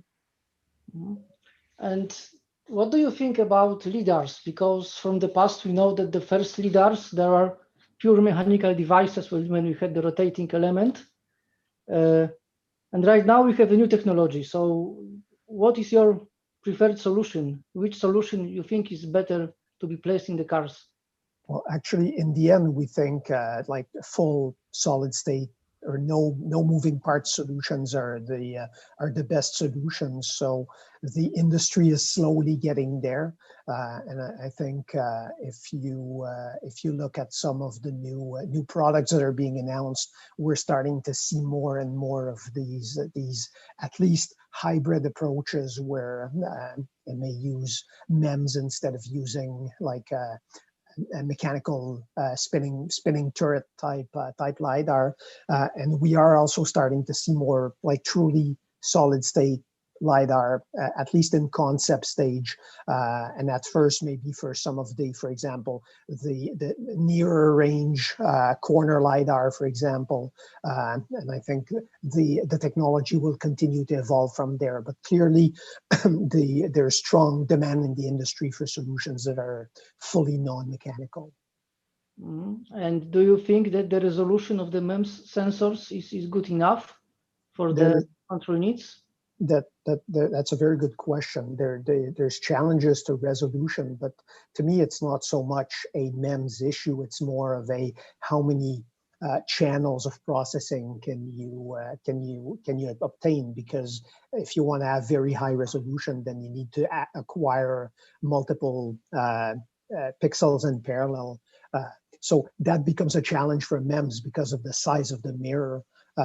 So it is still a challenge, but I think the industry's progressing on that point. We're seeing new architectures and new configurations. So I think the problem is in progress of being solved. Mm-hmm. And from the verification perspective, we are recording a lot of data from the sensors to reprocess them later. And from my expertise, I know that storing the large amount of data is very difficult. So the first difficulty is how to save the data in the expected bandwidth. Later, how to synchronize the data from multiple sensors, and at the end, how to store the data long enough without paying too much for storing the data. Do you see any improvements in this area? I think it's still a challenge because of the quantity of data that's being generated. So typically, a single vehicle can generate terabytes of data per hour. But the issue is most of this data is useless because it's really the corner cases and the long tail of these corner cases that you want to capture. So recording everything and then trying to find the right cases in post-processing, of course, is simple and safe way to do things, because then you're certain that you can go back. But it's, as you point out, it's very costly to record. It's very costly to even synchronize that data, get it out of the vehicle and into the cloud or servers, and then find the appropriate segments. So this will continue to be a challenge, but we're seeing approaches where, for example, more black box approaches where you can trigger and record only the relevant or interesting data. We're seeing more and more of these being deployed, and that can certainly help. But then you know, the automotive industry, there's expectation that the data that is used for training and qualification will be retained for very, very long times. We have customers that are talking about up to 50 years to maintain the data. So it will continue to be a challenge as the functionality evolves. Sorry, 50 or 15? 50. Wow. Yeah, so the cost is really amazing. And maybe the last question that I have to you. I know that you are working in the sensors company. I've seen your webpage with the portfolio of your products. And my question is, so one thing is to deliver the products, but do you also have a service to deliver software models of the products, or something that can be later integrated with the software for the virtual scenario generation, for example? Yes, so we're providing, of course, we're providing like the hardware, but we're also providing, for example, simulation models so that customers can work earlier on in the development process and re-optimize their configuration. To your point earlier, then maybe they can iterate and see, maybe I can remove one sensor and have a more optimized solution and not degrade performance. And we're also involved on the fusion and perception side. So we're covering everything really from the silicon all the way to the neural networks and doing the classification and segmentation. Mm-hmm. Sounds very interesting. So we are talking about high-end cars and very complex configuration of setups. But before this panel session, I had some short conversation with Mr. Rafał Badweil, that is right now on this meeting, and he mentioned to me that he has some simpler solutions. So, Mr. Rafał, could you explain what idea do you have? Good morning in Canada. Good afternoon here in Poland. To be completely honest, I don't really recall saying that our solution is less complex than anything else. If anything, it might be more complex. But let me give a couple of words of introduction of what, in general, we are doing. Now, to put it in most simple terms, what we created is the globally first vehicle that is capable, globally first car that is capable of passing through traffic jams like a motorcycle and parking, well, nearly everywhere like a motorcycle. In order for it to be implemented, and you may recall that there have been several attempts to do something similar. So BMW C1, Renault Twizy, a number of Mercedes concepts included. None of them was a real success. But on the other hand, nobody was doing it the way we do. And then if you were curious about how is it possible to create a car with a cabin, with safety belts, without the need of wearing a helmet, then please have a click on the link that I just sent you. It's a link to our small demo program, demo clip that shows what the vehicle is doing. Now, what is indeed more simple for the future related to Trigo is the autonomy bit. Now, why is autonomy very, very important for us? The reason is money. Make no mistake, we don't do it for the pleasure of being driven in our cars by a neural network. We do it in order to turn mobility as a service, which is famous for being a crappy business model, into something really profitable, and for that matter, very, very, very much profitable. Now, we created Trigo because that's the name of the vehicle. We created Trigo specifically in mind with the mobility as a service or car sharing missions. So you don't need necessarily to own your own Trigo. You don't have to invest the money. You don't have to bear the running cost of the vehicle. You can rent it, use it for as long as you need it, and then you can leave it to other people who will need it later on. Now, that business model was supposed to be extremely beneficial to the operators, to the users, to the society, to the cities, because of less cars, less traffic jams, more parking space available for everyone else. Unfortunately, there is a significant problem with that business model. Unfortunately, those cars, they have a nasty tendency to gather and accumulate in the places where they are not needed. And replacing them, moving the fleet by human drivers is, of course, expensive. Now, Trigo has a number of advantages over traditional cars when it comes to the business model of mobility as a service, but also Trigo is natively equipped with drive-by-wire. So we do not have mechanical connection between the steering wheel and the wheels. Actually, we do have a yoke rather than a steering wheel.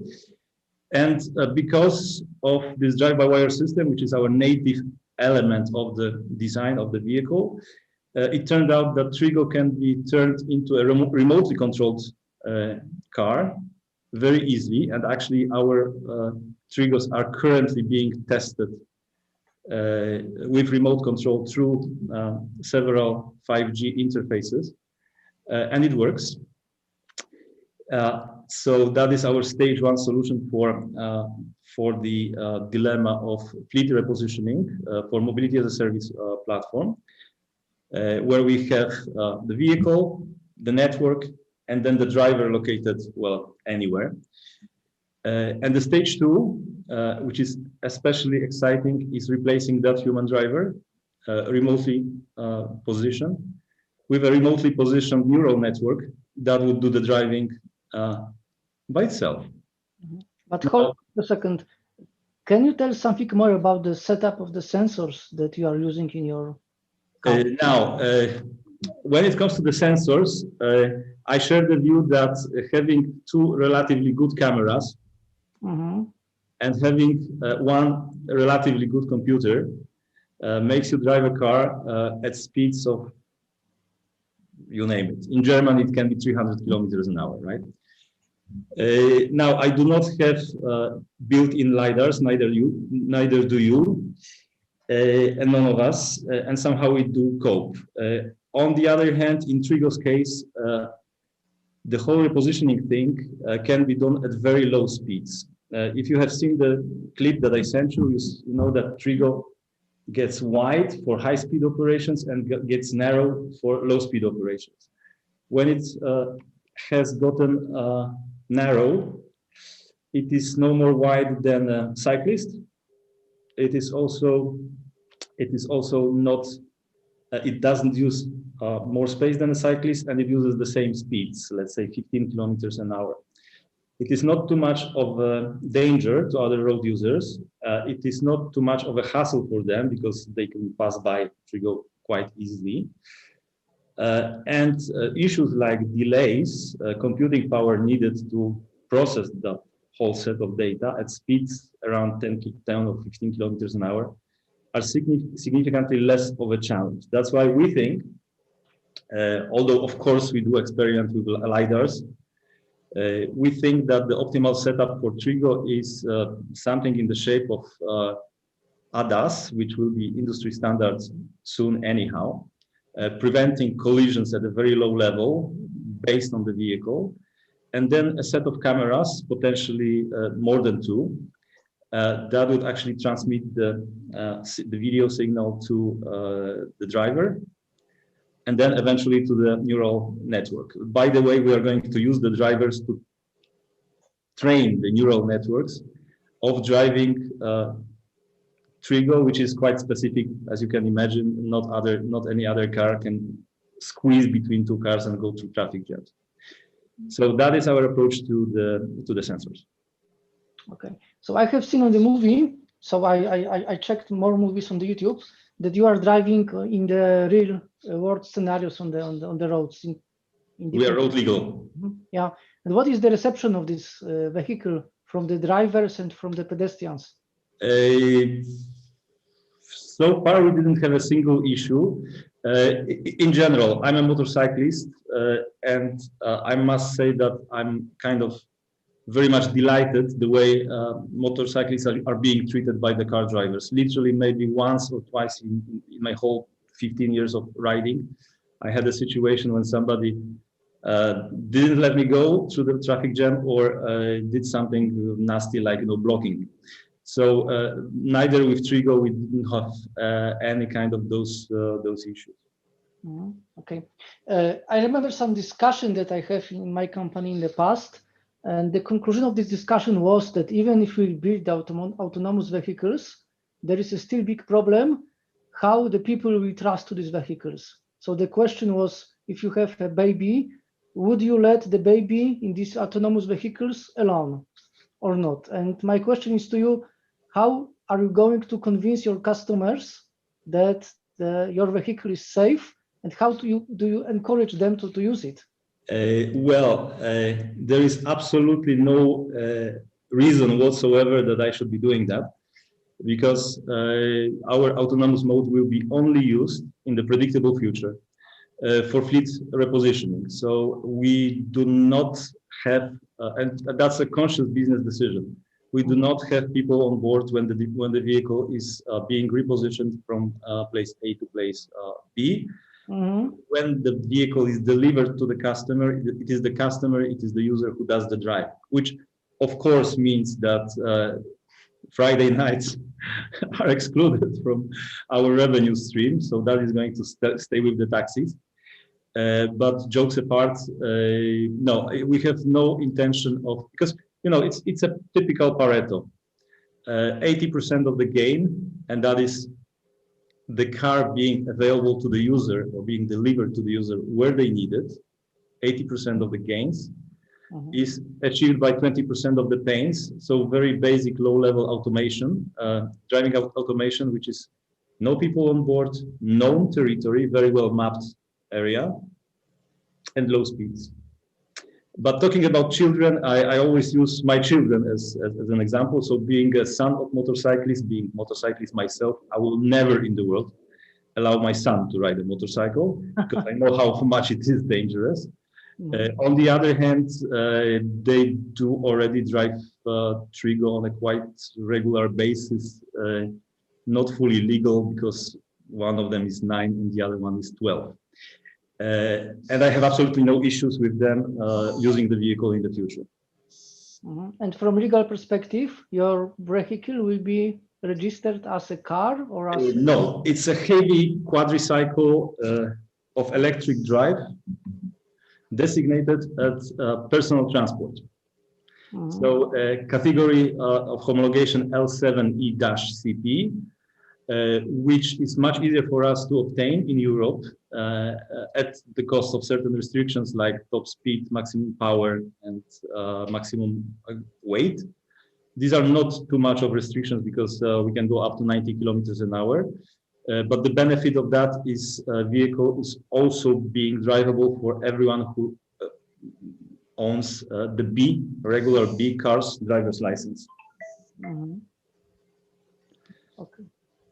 So yeah, in Europe there is a dedicated homologation category for this kind of vehicles. I believe there is a similar category of homologation in Canada. Certainly in the US and especially in California, we are being registered as a motorcycle. And so, if I understood correctly, so when there is a person in the vehicle, then the person drives the vehicle, and when the vehicle goes to pick up the person, then it's done autonomously. And for this autonomous ride, are you going to use some safety features that somehow will guarantee that there will be no accident in the middle? So as I said, we see full autonomy, even this poor man kinds of autonomy, so low speed, no people on board, non-territory. Something for the future. For the time being, the vehicle, when it is being repositioned within the mobility as a service platforms, it is going to be remotely controlled. By the way, it's not even legal in most of the countries yet, but it will be. So that's quite an important thing. In the future, that human driver located somewhere in the operation center, very far away, will be replaced by an instance of a neural network that is trained for driving our vehicle. As for safety features, I mentioned, I think rudimentary, soon mandatory ADAS system that prevents collisions will be installed on board of the vehicle, that will be working independently from the autonomy system. So in case collision is detected for any reason, that system will take over and will simply stop the vehicle. And let me recall that all those things are going to be happening at speeds of like 10 kilometers per hour, so it doesn't really matter. Yeah, but you know, your vehicle drives 10 kilometers per hour, but the other car can faster. Our vehicle will be driving 10 kilometers an hour only in that, you know, remote control mode. So it goes up to 90 kilometers per hour when it's wide, and up to 30, 35 kilometers an hour when it's narrow. The other vehicle will be driving faster, but the fact that the other vehicle will be driving faster is not going to pose any danger onto the humans inside Trigo, because there will be no humans inside Trigo. Okay, understood. You have mentioned that you are going to somehow remotely control your cars. We already are doing it, yes. And how to say this? How good this remote control is? Sorry, it's my light in my room. Well, it is working surprisingly good, surprisingly well. We have already tested 2 systems for remote control, both of them featuring a multiple network interface transmission. So you load balance, or you choose the best of 4, as many as 4 5G interfaces that imposes negligible delay. As it turned out, I thought, you know, the delay imposed by the network will be a problem. Then compression and decompression of the video signal will be a problem. As it turned out, it is not, and especially it is not a problem with the kind of speeds that we are using Trigo with the remote control. I think obviously, if you have a hole in the network, an area without coverage at all, then obviously it's not going to be working. But Trigo is designed for urban use, so in most of the places we will have a fairly high quality of the network. And I think it's going to take something like a week to map all the gaps in the network, in case such gaps exist in the specific urban area, and simply we will be avoiding them, and that's it. We will be driving around. But in initial state, you are going to use the humans that will sit somewhere in the office and drives the car remotely, right? Yes, and this is something that we do quite routinely already. We have a nice pulpit, a nice setup with the screen, with the steering wheel, with the pedals, with all the telemetry data being displayed on the screen, alongside with the view from the front camera and rear view mirrors, which are cameras in our case as well. And it is working surprisingly well. I wasn't expecting it to start just like this, and that's what it did. Do you think that the augmented reality may be the good solution to provide the proper interface to the human to drive remote vehicle? Look, it's almost like the very nature of it, right? Because you can have the Googles, you can have 360 view camera. In the Googles, you can have all the telemetric data that will be there. transmitted from the vehicle. And definitely, yes. Question is whether viable solutions when it comes to automation will not be available sooner than we need the augmented reality. And in this case, you will not need augmented reality because, well, it is the neural network that is on the reception side of the thing. Mm-hmm. So I have asked this question because on this panel session, you also have experts from the augmented reality. So we have Mrs. Magdalena Chrzanowska and Mr. Wojciech Chrzanowski. And in the automotive industry, we right now we are using, or we have 3 areas where we are using the AR. So one area is the perspective from the car manufacturer. The next one, the perspective from the person who is doing the service job for the cars, and the perspective of the users. Can you somehow introduce us in this topic, Mrs. Magdalena?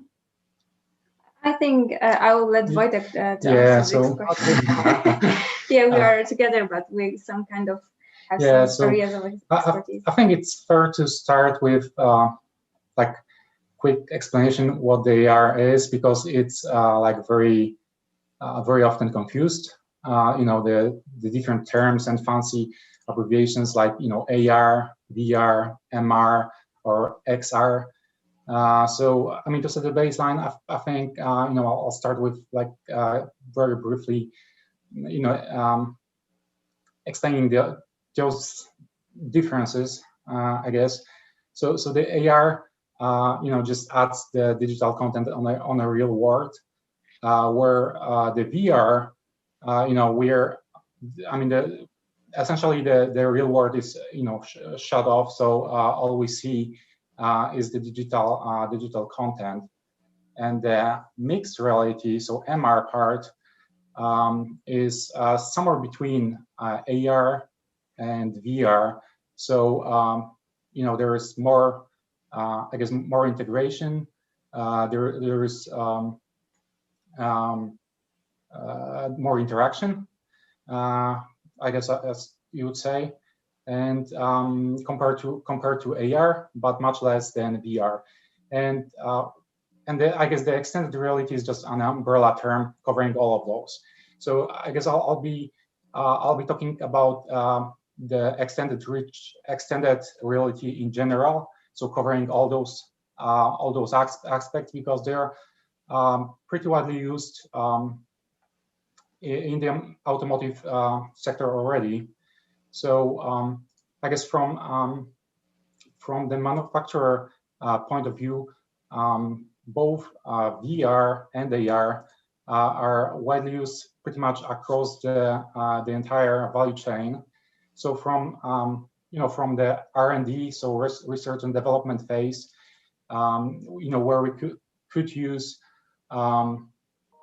VR during prototyping, and essentially getting this driver's point of view while designing the car, and seeing, okay, how the visibility looks from the driver's point of view, how the panel looks, like, is it too big, is it too small, maybe maybe we need to move it a little bit.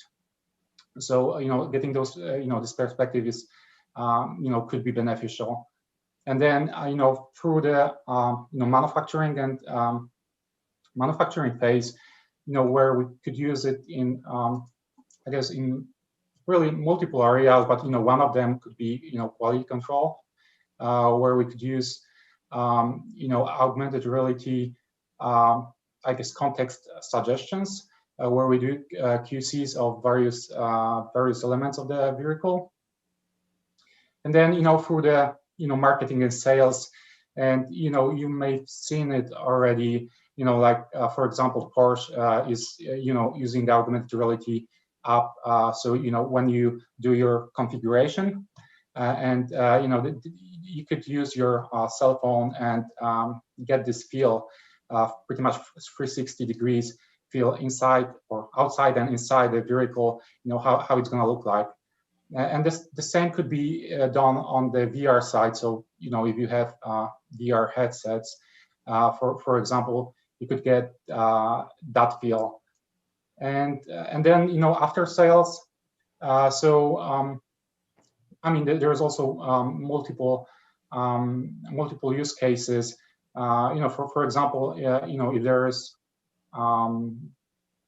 I mean, remote. One of them would be, remote assistance. Let's say, something broke in the car. We are at the mechanic. Mechanic can solve an issue. It's some kind of non-standard issue. He or she could contact a designer or engineer who could be at a different part of the world, and get this assistance, kind of like we are doing right now through Zoom, but with AR digital content, and explaining, okay, what needs to get done. And I mean, another example, I mean, there was like so many examples that I could probably use the entire hour, but another example could be owner's manual, like digital owner's manual. So let's say you're an owner of a car.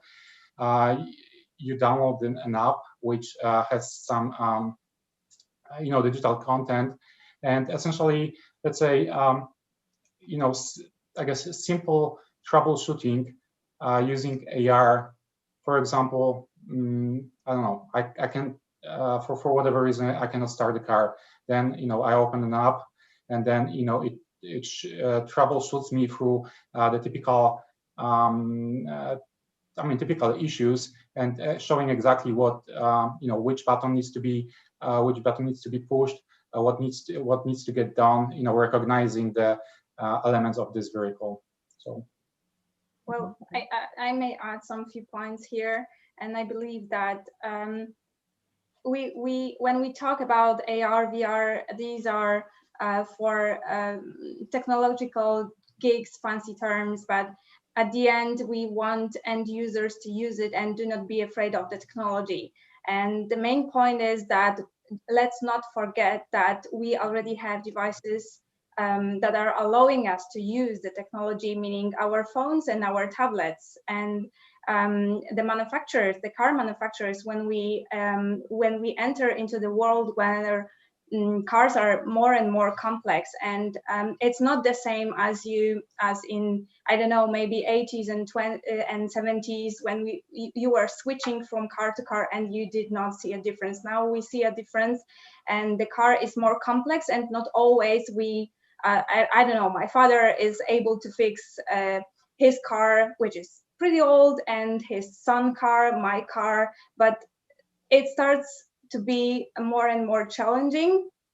So I believe that when we are from the marketing and sales perspective, we want our customers to be close to our business and to attract them to somehow young people to attract to use the technology, because we are already immersed in technologies all over the places. We're using ton of apps, and we want us to be in automotive industry in general to close to our customers, allowing them to use self-assistant tools to repair simple I don't know, issues, bugs, and it can be also a sales point, and the AR technology can also be available to end customers, and they don't necessarily have to feel it's an overwhelming technology.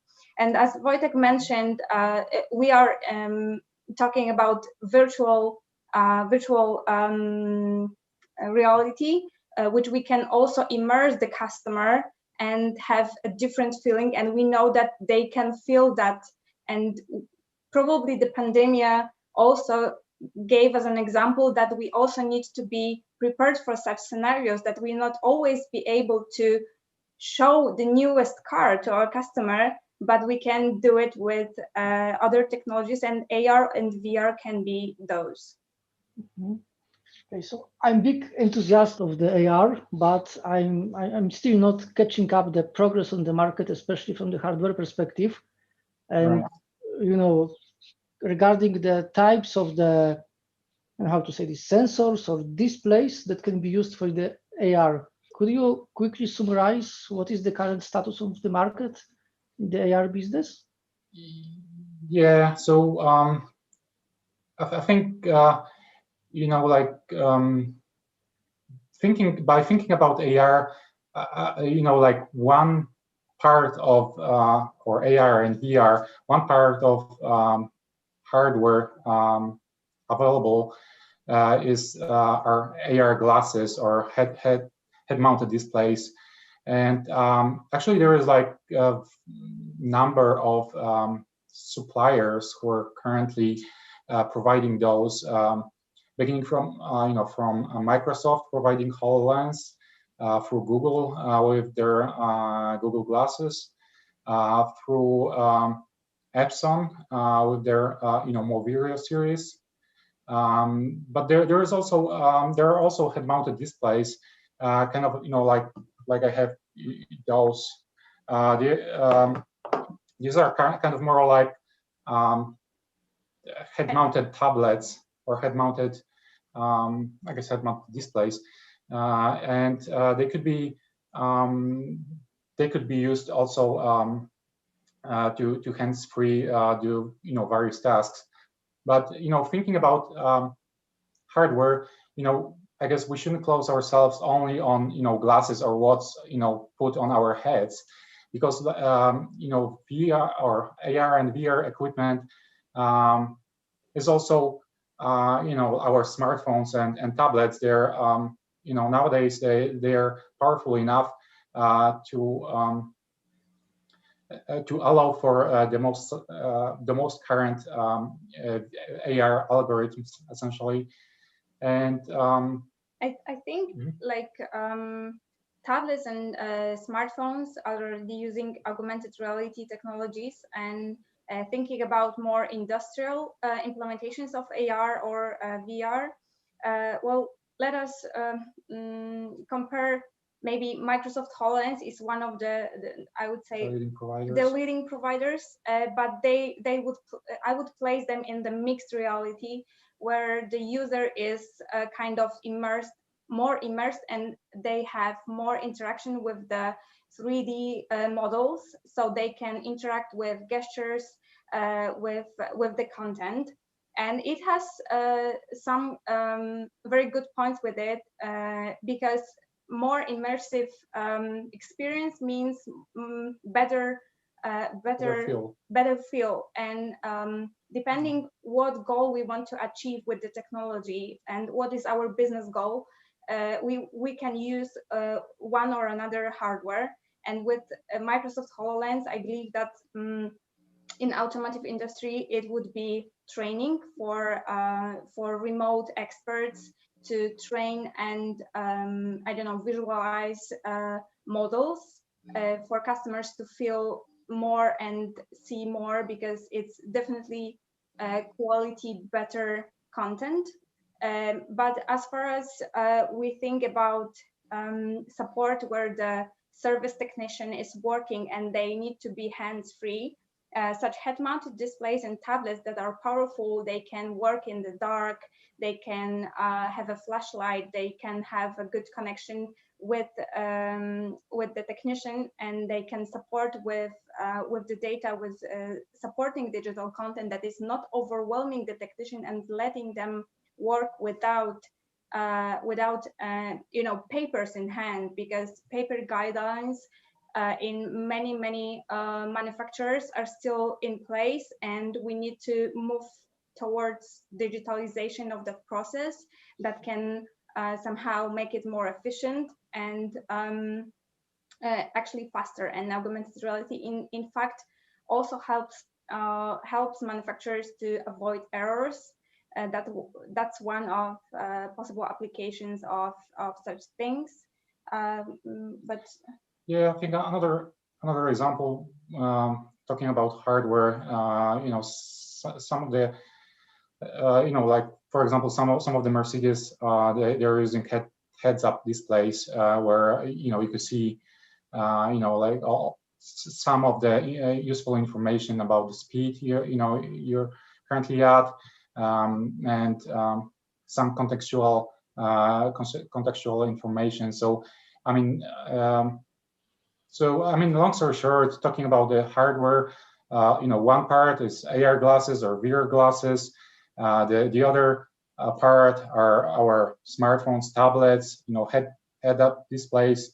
So not only wearables on our heads, also handheld devices and also devices which are used elsewhere. Okay, so now I would like to pass the voice again to Mr. Rafał and Mr. Pierre and ask you, what do you think about the augmented reality? Do you, because you are representing the automotive industry, do you feel that there is a big advantage of using AR in the industry, in your companies? So maybe Mr. Rafał can be first. Well, yes, actually, when the predecessors were presenting, I made myself realize that most likely we are looking at a solution of a problem that we currently have. And here's our problem. We have a customer, one of our first customers, and government agency in Southeast Asia, which is going to evaluate our vehicles for the purposes of being used as first responder vehicle for firefighting services. It's a kind of mission that we never thought about. Shame on us, we never thought that Trigo could be used for something like this. Now, the vehicles are still at the pre-production stage, so we have absolutely no documentation for them, other than our engineering documentation that we built over the years. And there was this big issue of how to prepare the instructions guidelines for the service technicians of our customers so that they know how to access what. Let me remind you, it's an electric vehicle, so we're talking sometimes big currents, big temperatures. There is some danger related to it. And for a longer period of time, we have been thinking about, getting ourselves finally to the grips and starting making this kind of old-fashioned 19th century paper documentation. And what you described made me realize that no, we shouldn't be going this way anymore. There is no point. We should be doing something that would rely on the new technology and the way things are done in the 21st century, and augmented reality is a perfect solution for that. Thank you for your comment. Mr. Olivier, so do you see use case of the AR in your business? Yeah, absolutely. To me, it's quite actually intriguing technology because it's been like it's similar to autonomous driving. We've been discussing it for quite some time, but as far as like actual like high or common use, it's still very like more niche applications. But certainly one of the challenges that we're actually trying to solve with automated driving is that drivers are getting more and more distracted. So we're actually not seeing accident numbers decrease. We're actually seeing them increase in some countries due to drivers being surrounded by so many distractions. So even if full autonomous driving is not available for quite some time, then maybe augmenting the driver experience with like the sensor inputs and the outputs from these various neural nets could help prevent accidents by first of all giving more feedback on the road, but also almost like gamifying the driving experience. Maybe could help keep the driver engaged with the driving task as opposed to being distracted by the world around them. So I think there's interesting opportunities there. Mm-hmm.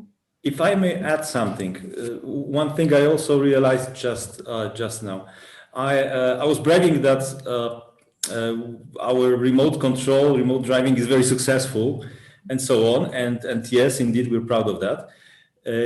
But it is successful in its own terms, which means, for example, speeds of up to 15 kilometers an hour, right? And that is not without reason. The reason is that not being located inside the car, you still have way less information that the driver could turn their head while driving the vehicle.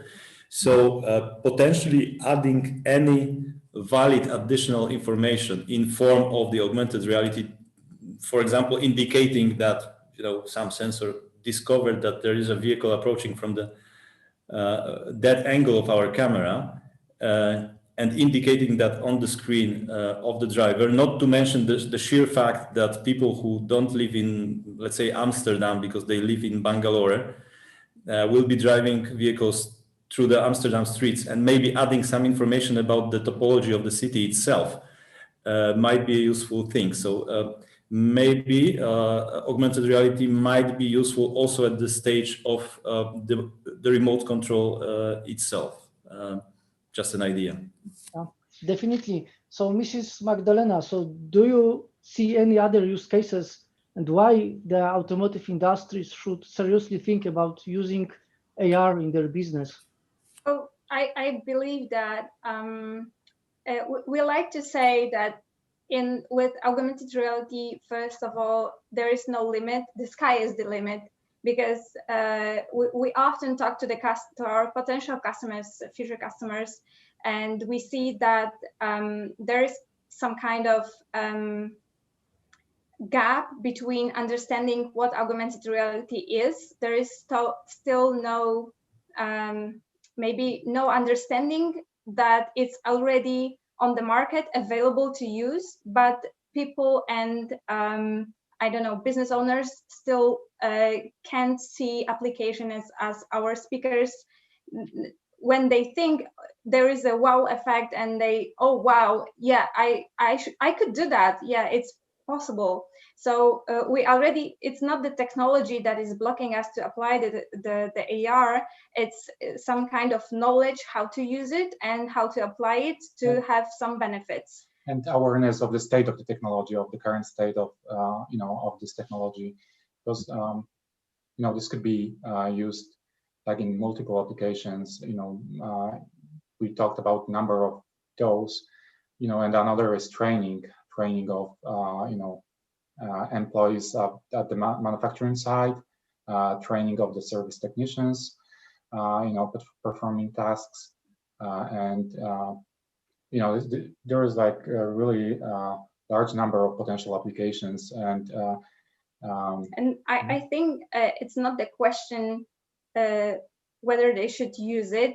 It's the question when they should start using it, and they should prepare to use it, because big giants as Volkswagen and BMW and Jaguar, they already doing it. So if the competition is getting higher and higher, and it is, so they should start, because the competition is already doing it.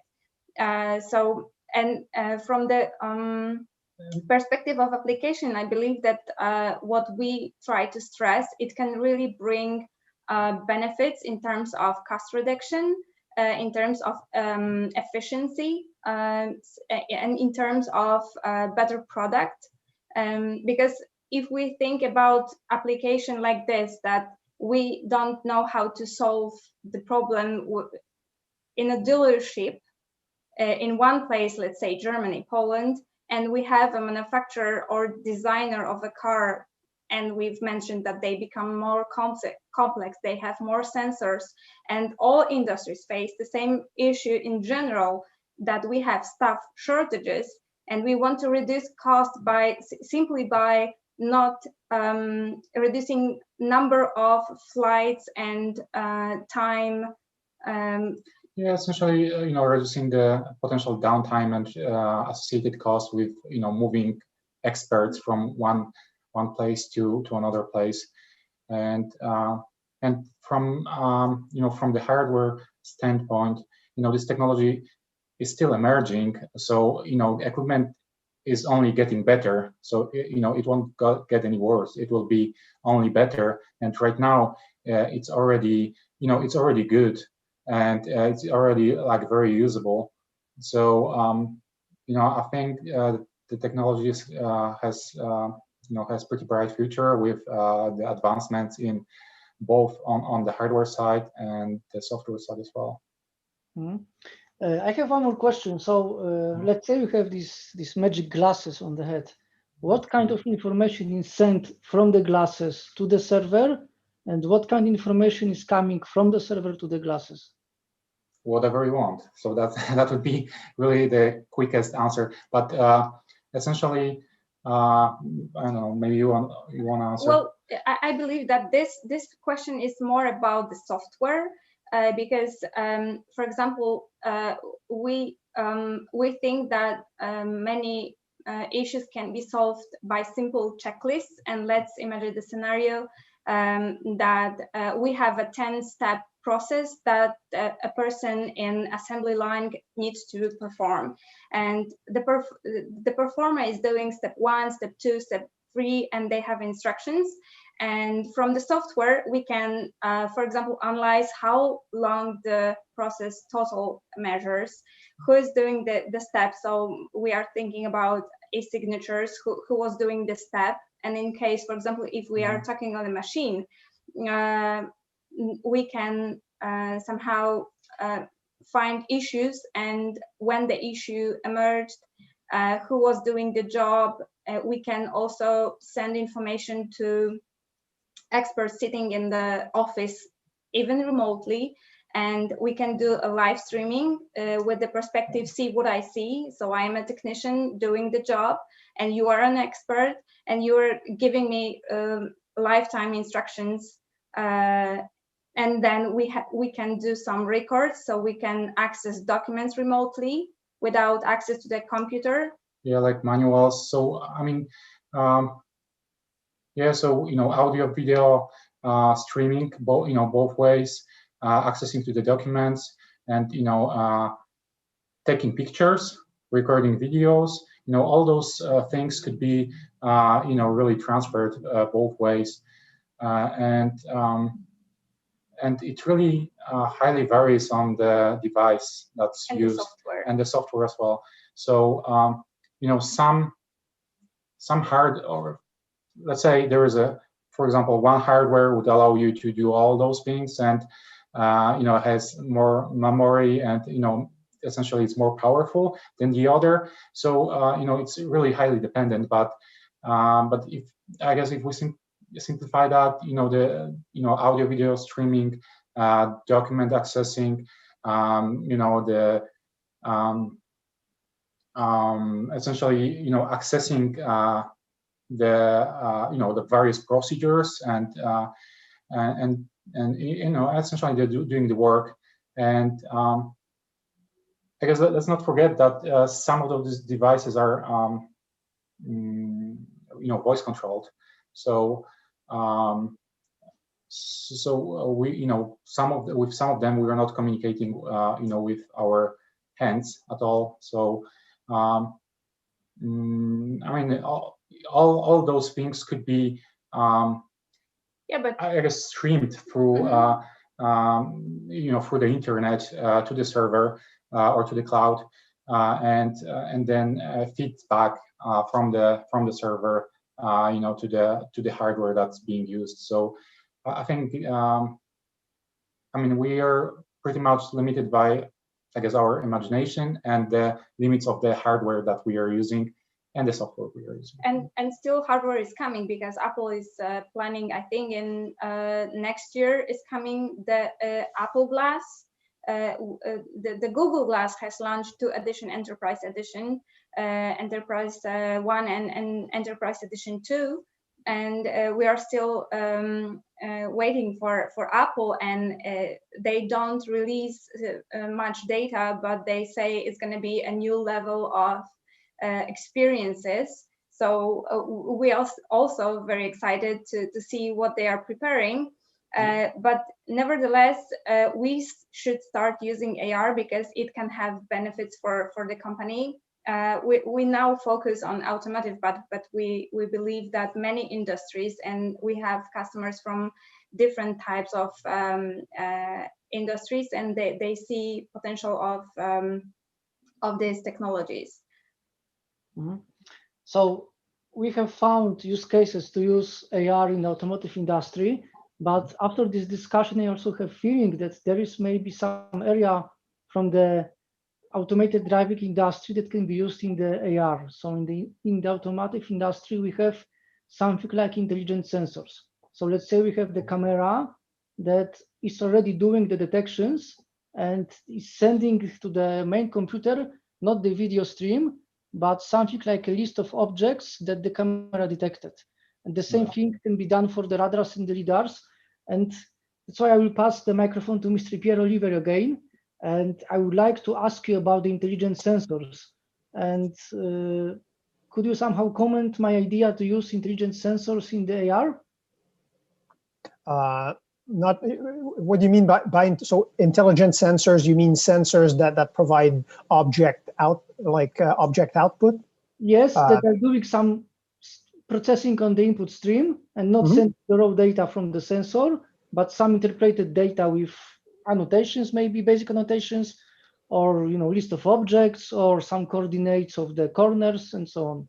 Yeah, I think that's a very good concept. That's a bit what I had in mind, what I commented earlier. So can we complement, for example, with identifying, for example, vulnerable road users in the sensors and overlaying that in some way to the driver. I think the challenge would be for example, would the driver have to wear glasses?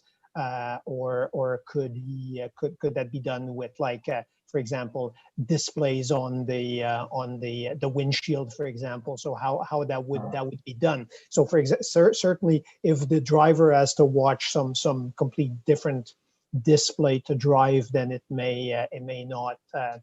It may defeat the purpose, or it may be complex even from a regulatory standpoint. But I think there's significant opportunity there, even especially for more difficult weather conditions. So if there's rain, fog, it might help even like detecting the objects, but also seeing ahead of the vehicle in front of us and so on. So I see plenty of opportunities. I think that what I'm sort of struggling with, because for example, radar can see underneath the vehicle in front of us and can detect the leading vehicle.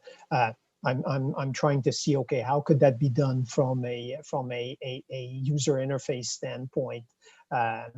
So I think that would be the biggest challenge.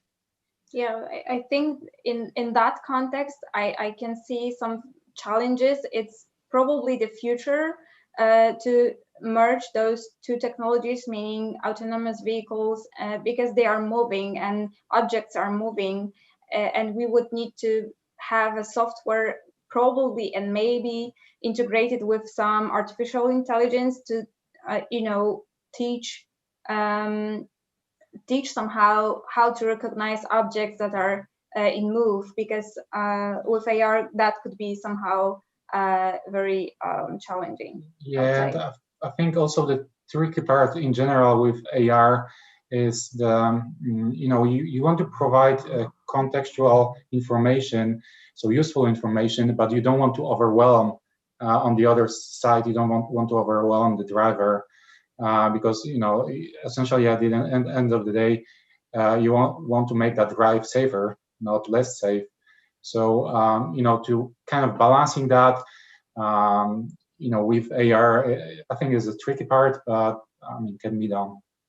Yeah, I think getting the contextual information wouldn't be a concern, because it's already being processed by the sensors. So there's already if you've driven a level 2 vehicle, for example, if you've driven a Tesla, you can see the amount of data that's computed in real time in the displays, and there's tons of information. It's not provided in a very useful fashion for the driver. So I think that's where the opportunity lies, is basically can we leverage this data and to your point, not overwhelm the driver in the process. Yeah, and in many industries, I can see that data is there, but there is it's missed, and I think nowadays we do not use data to extent that we could. And if the data is there, we probably with augmented reality from the sensors could somehow prepare the visualization of the data, like turn left, turn right. I don't know. I'm thinking about right now very simple things, but what augmented reality is giving digital content and based on that data. Yeah, I think, you know, like you mentioned this, for example, you know, kind of AR assisted navigation system, you know, that's another option, you know, and where we are, you know, getting, you know, feed from the front cameras, and you know, that's combined, you know, that being combined with the navigation system, you know, route, traffic lights, and all you know, all those things, and you know, getting all the information, you know, on the street names, you know, where to turn left, and you know, that type of data. I mean that's, and augmented reality, we're getting there. Augmented reality is displayed in so many different displays. We've been talking about AR glasses and head-mounted displays, but we already have mirrors, glasses, you know, holograms, you know, being put on, you know, on the glass. So I mean, there's I think there is multiple use cases, and to be honest, I don't like from the driver perspective, I don't necessarily see you know, driver using the AR glasses while driving, but for example, you know, service technician, why not? Yeah, and they're already using it while performing service tasks. But for example, for the driver, you know, head-up display. Of course. Of course. I mean, you have huge mirror right in front of you, right, to which you can project whatever type of information you might need, and actually using augmented reality in such use case removes the need of changing your focus from the road onto the panel, from the road onto the panel. Right. So yeah, absolutely. Imagine good, because in the past there was only bad navigation delivered using head-up display. But if you did it well, and if you really actually show the trajectory which you have to follow, then that would be fantastic. Yeah, actually, if you can get the driver's position precisely enough to be able to do precise overlay of the virtual display on what the driver is seeing, then that would be very interesting experience. Mm-hmm. Yeah, but I think it's topic for another discussion, as well as everything connected to the topic of the vehicle to infrastructure, vehicle to everything, and you know, this type of the communication, because I guess that the network of vehicles on the road can together collect so many information, and later we can do so many things with this information to display this in the AR glasses or some other device. So probably maybe Mr. Grzegorz Gałczyński, it will be a good topic for the next panel discussion, maybe for the next year. But I think right now is the question to pass the voice to the audience and to let them possibility to ask some questions. Mr. Grzegorz, you are muted. Yes, I am. There are actually no questions from the audience. However, this is why these discussions are so fascinating, because I'm hearing mesmerized practically, because just we can easily imagine the fleet of Trigos equipped with this AR solutions technology.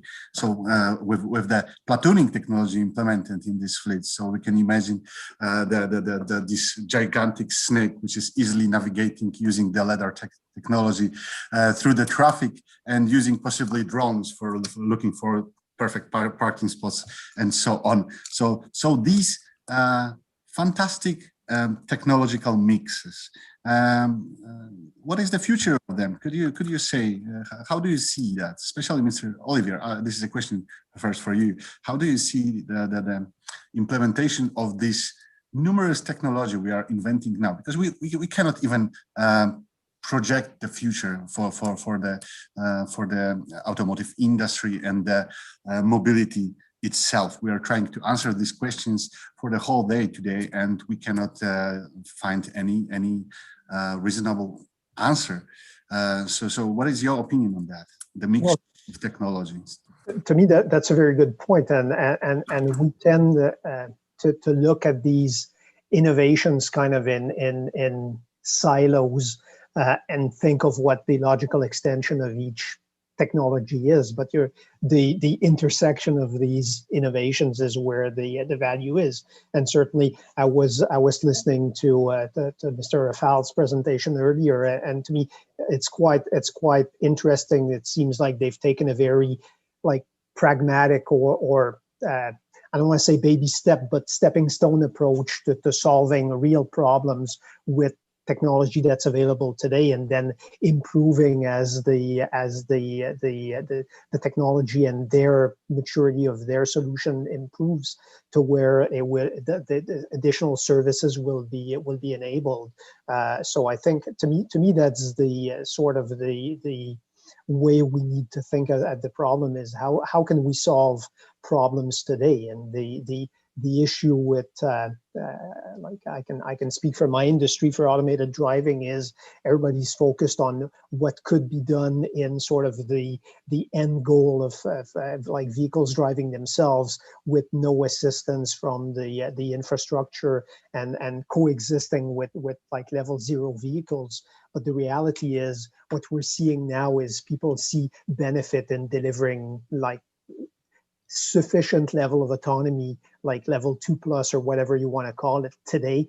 And basically that's what the users really can benefit from short term. So can we deliver things today as opposed to like keep pushing for this 10-year out vision of what technology could do, but never get there. So I think what the vision you described of platoons of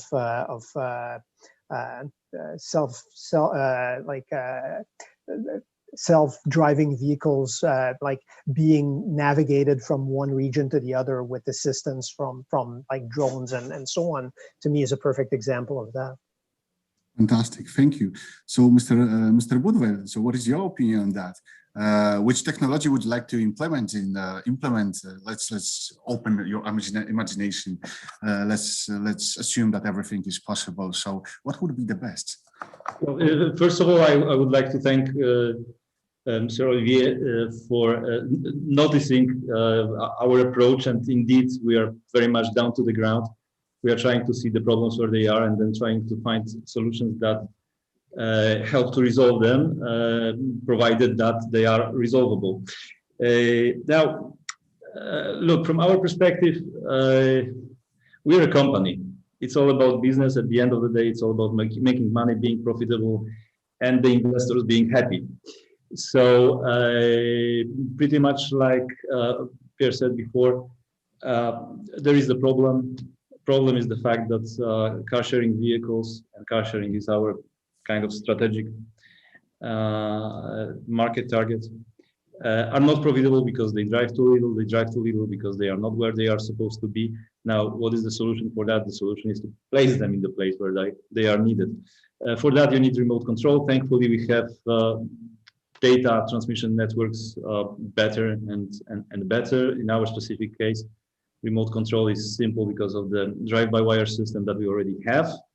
Yeah, I forgot to mention that we also are past our first very successful experiments with platooning, and indeed we have vehicles following one the other, and it works, again, surprisingly well at low speeds. And then obviously I think we need to kind of accept the fact that humans are being removed from many jobs that we've been doing so far, and at a certain point we're going to have to calmly accept that neural networks will drive our cars. But before that happens, there will be some rudimentary early stages, and so happens that such rudimentary early stages do help us to resolve the problems even before the full automation class 5 whatever is available. So our approach is, again, quite simplistic and focused on the goal. The goal is making mobility as a service profitable. By the way, profitable to the operator and beneficial to the cities, to practically everyone involved in urban traffic. And the steps are like I described, with the small caveat that obviously the vehicles, to be profitable, they cannot be too expensive. They cannot be too expensive. They will be too expensive. They have too many, too fancy, too expensive elements of them. And please keep in mind that we are not only talking about sensors, and I strongly believe that the LiDARs at the end of the day will be much less expensive than they are now. But we are also talking about computing power. We all know Moore's law, so yeah, that is going to apply. Unfortunately, in our case, the computing power is taken quite literally. We're talking about power consumption. The vehicle, being an electric vehicle, has very, very limited energy resources, to the extent that air conditioning should be treated as something of an extra, because of how much juice, how much energy it uses. So having additional supercomputer on board of every single car shared mobility as a service trigo may be superfluous, especially if that supercomputer would not be necessary at 100% of the time, because only for fleet repositioning, and especially as we have good and improving data transmission networks, which can connect the vehicle with data center, with plenty of power, with plenty of computing power as well. And considering the fact that all those things are happening at low speeds, then that's largely sufficient as a solution. Fantastic, fantastic. Let's hope the tests will be going well, better and better, and soon we'll test the higher speeds. And Mrs. and Mr. Chrzanowski, so the augmented extended reality could be a solution, some solution for better for the supercomputer. So if we could mix the extended reality and artificial intelligence, how would it mix, and how would we implement that in the industry? That's just a question, just a relaxing game. Yeah, so I think it's already, it's already being done in essentially in recognizing the environment and training the algorithm to recognize the environment, and then put this contextual information on that environment, which is first recognized and processed, using advanced algorithms and also AI.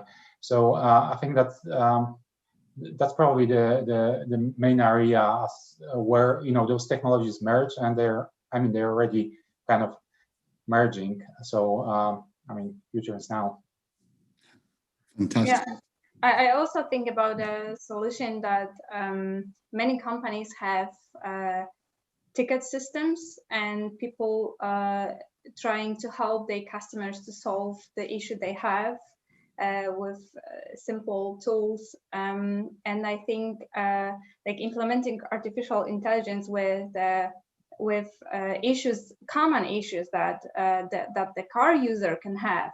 And we can train the system because it's so common, and we can somehow figure out what is the most common response to that. Yeah, but it came to my mind right now that we haven't mentioned yet about the predictive maintenance systems that artificial intelligence and machine learning systems could be a great potential, and it's already happening, as Wojtek mentioned.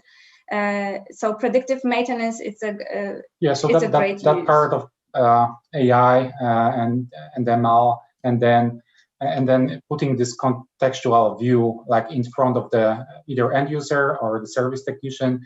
So leveraging that technology. So this is great technology that could be leveraged. And then at the end of the day, what we could see in front of our eyes could be with VR or AR. We have to stop thinking about AR being an entertainment, because certainly there is, and such application is also very profitable for companies, because the customer wants to be entertained at the end, and AR can do that. But on the other hand, we want AR to be very practical, and with AR solutions, we want to focus on that, on industrial applications of AR that are practical and can bring the profit to the company, that can bring cost effectiveness to the company, reduce their costs, and bring, maybe somehow more effectiveness and better solutions for them. Thank you very much. So we're living in fantastic times. I'm so grateful that I live in these times of these technological marvels. So I don't see any more questions. So it's time to wrap up of the day. First day of the Polish Canadian Automotive Conference, Innovations and Supply Chains. So we learned a lot about the company support by government agencies. So where the companies are in good hands, rest assured.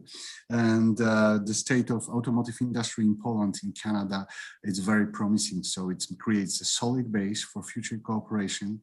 Both countries have significant branches, automotive branches. So there is a solid base for future cooperation.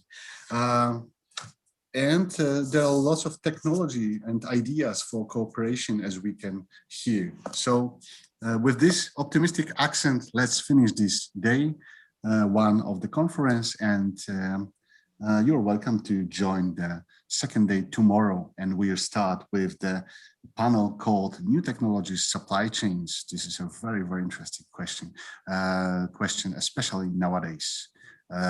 Where there are a lot of tensions between nations and technological, and there are problems with resources and capacity of supply chain. So you're welcome to join. So thank you very much for being here today, and I wish you a great day or a great evening in Poland.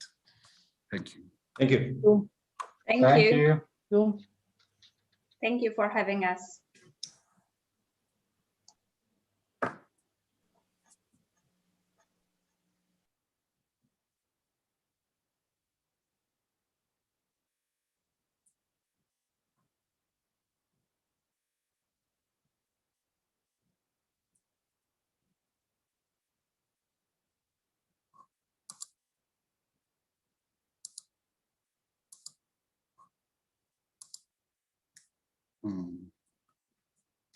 Grzegorz, wydaje mi się, że możemy już powoli uczestników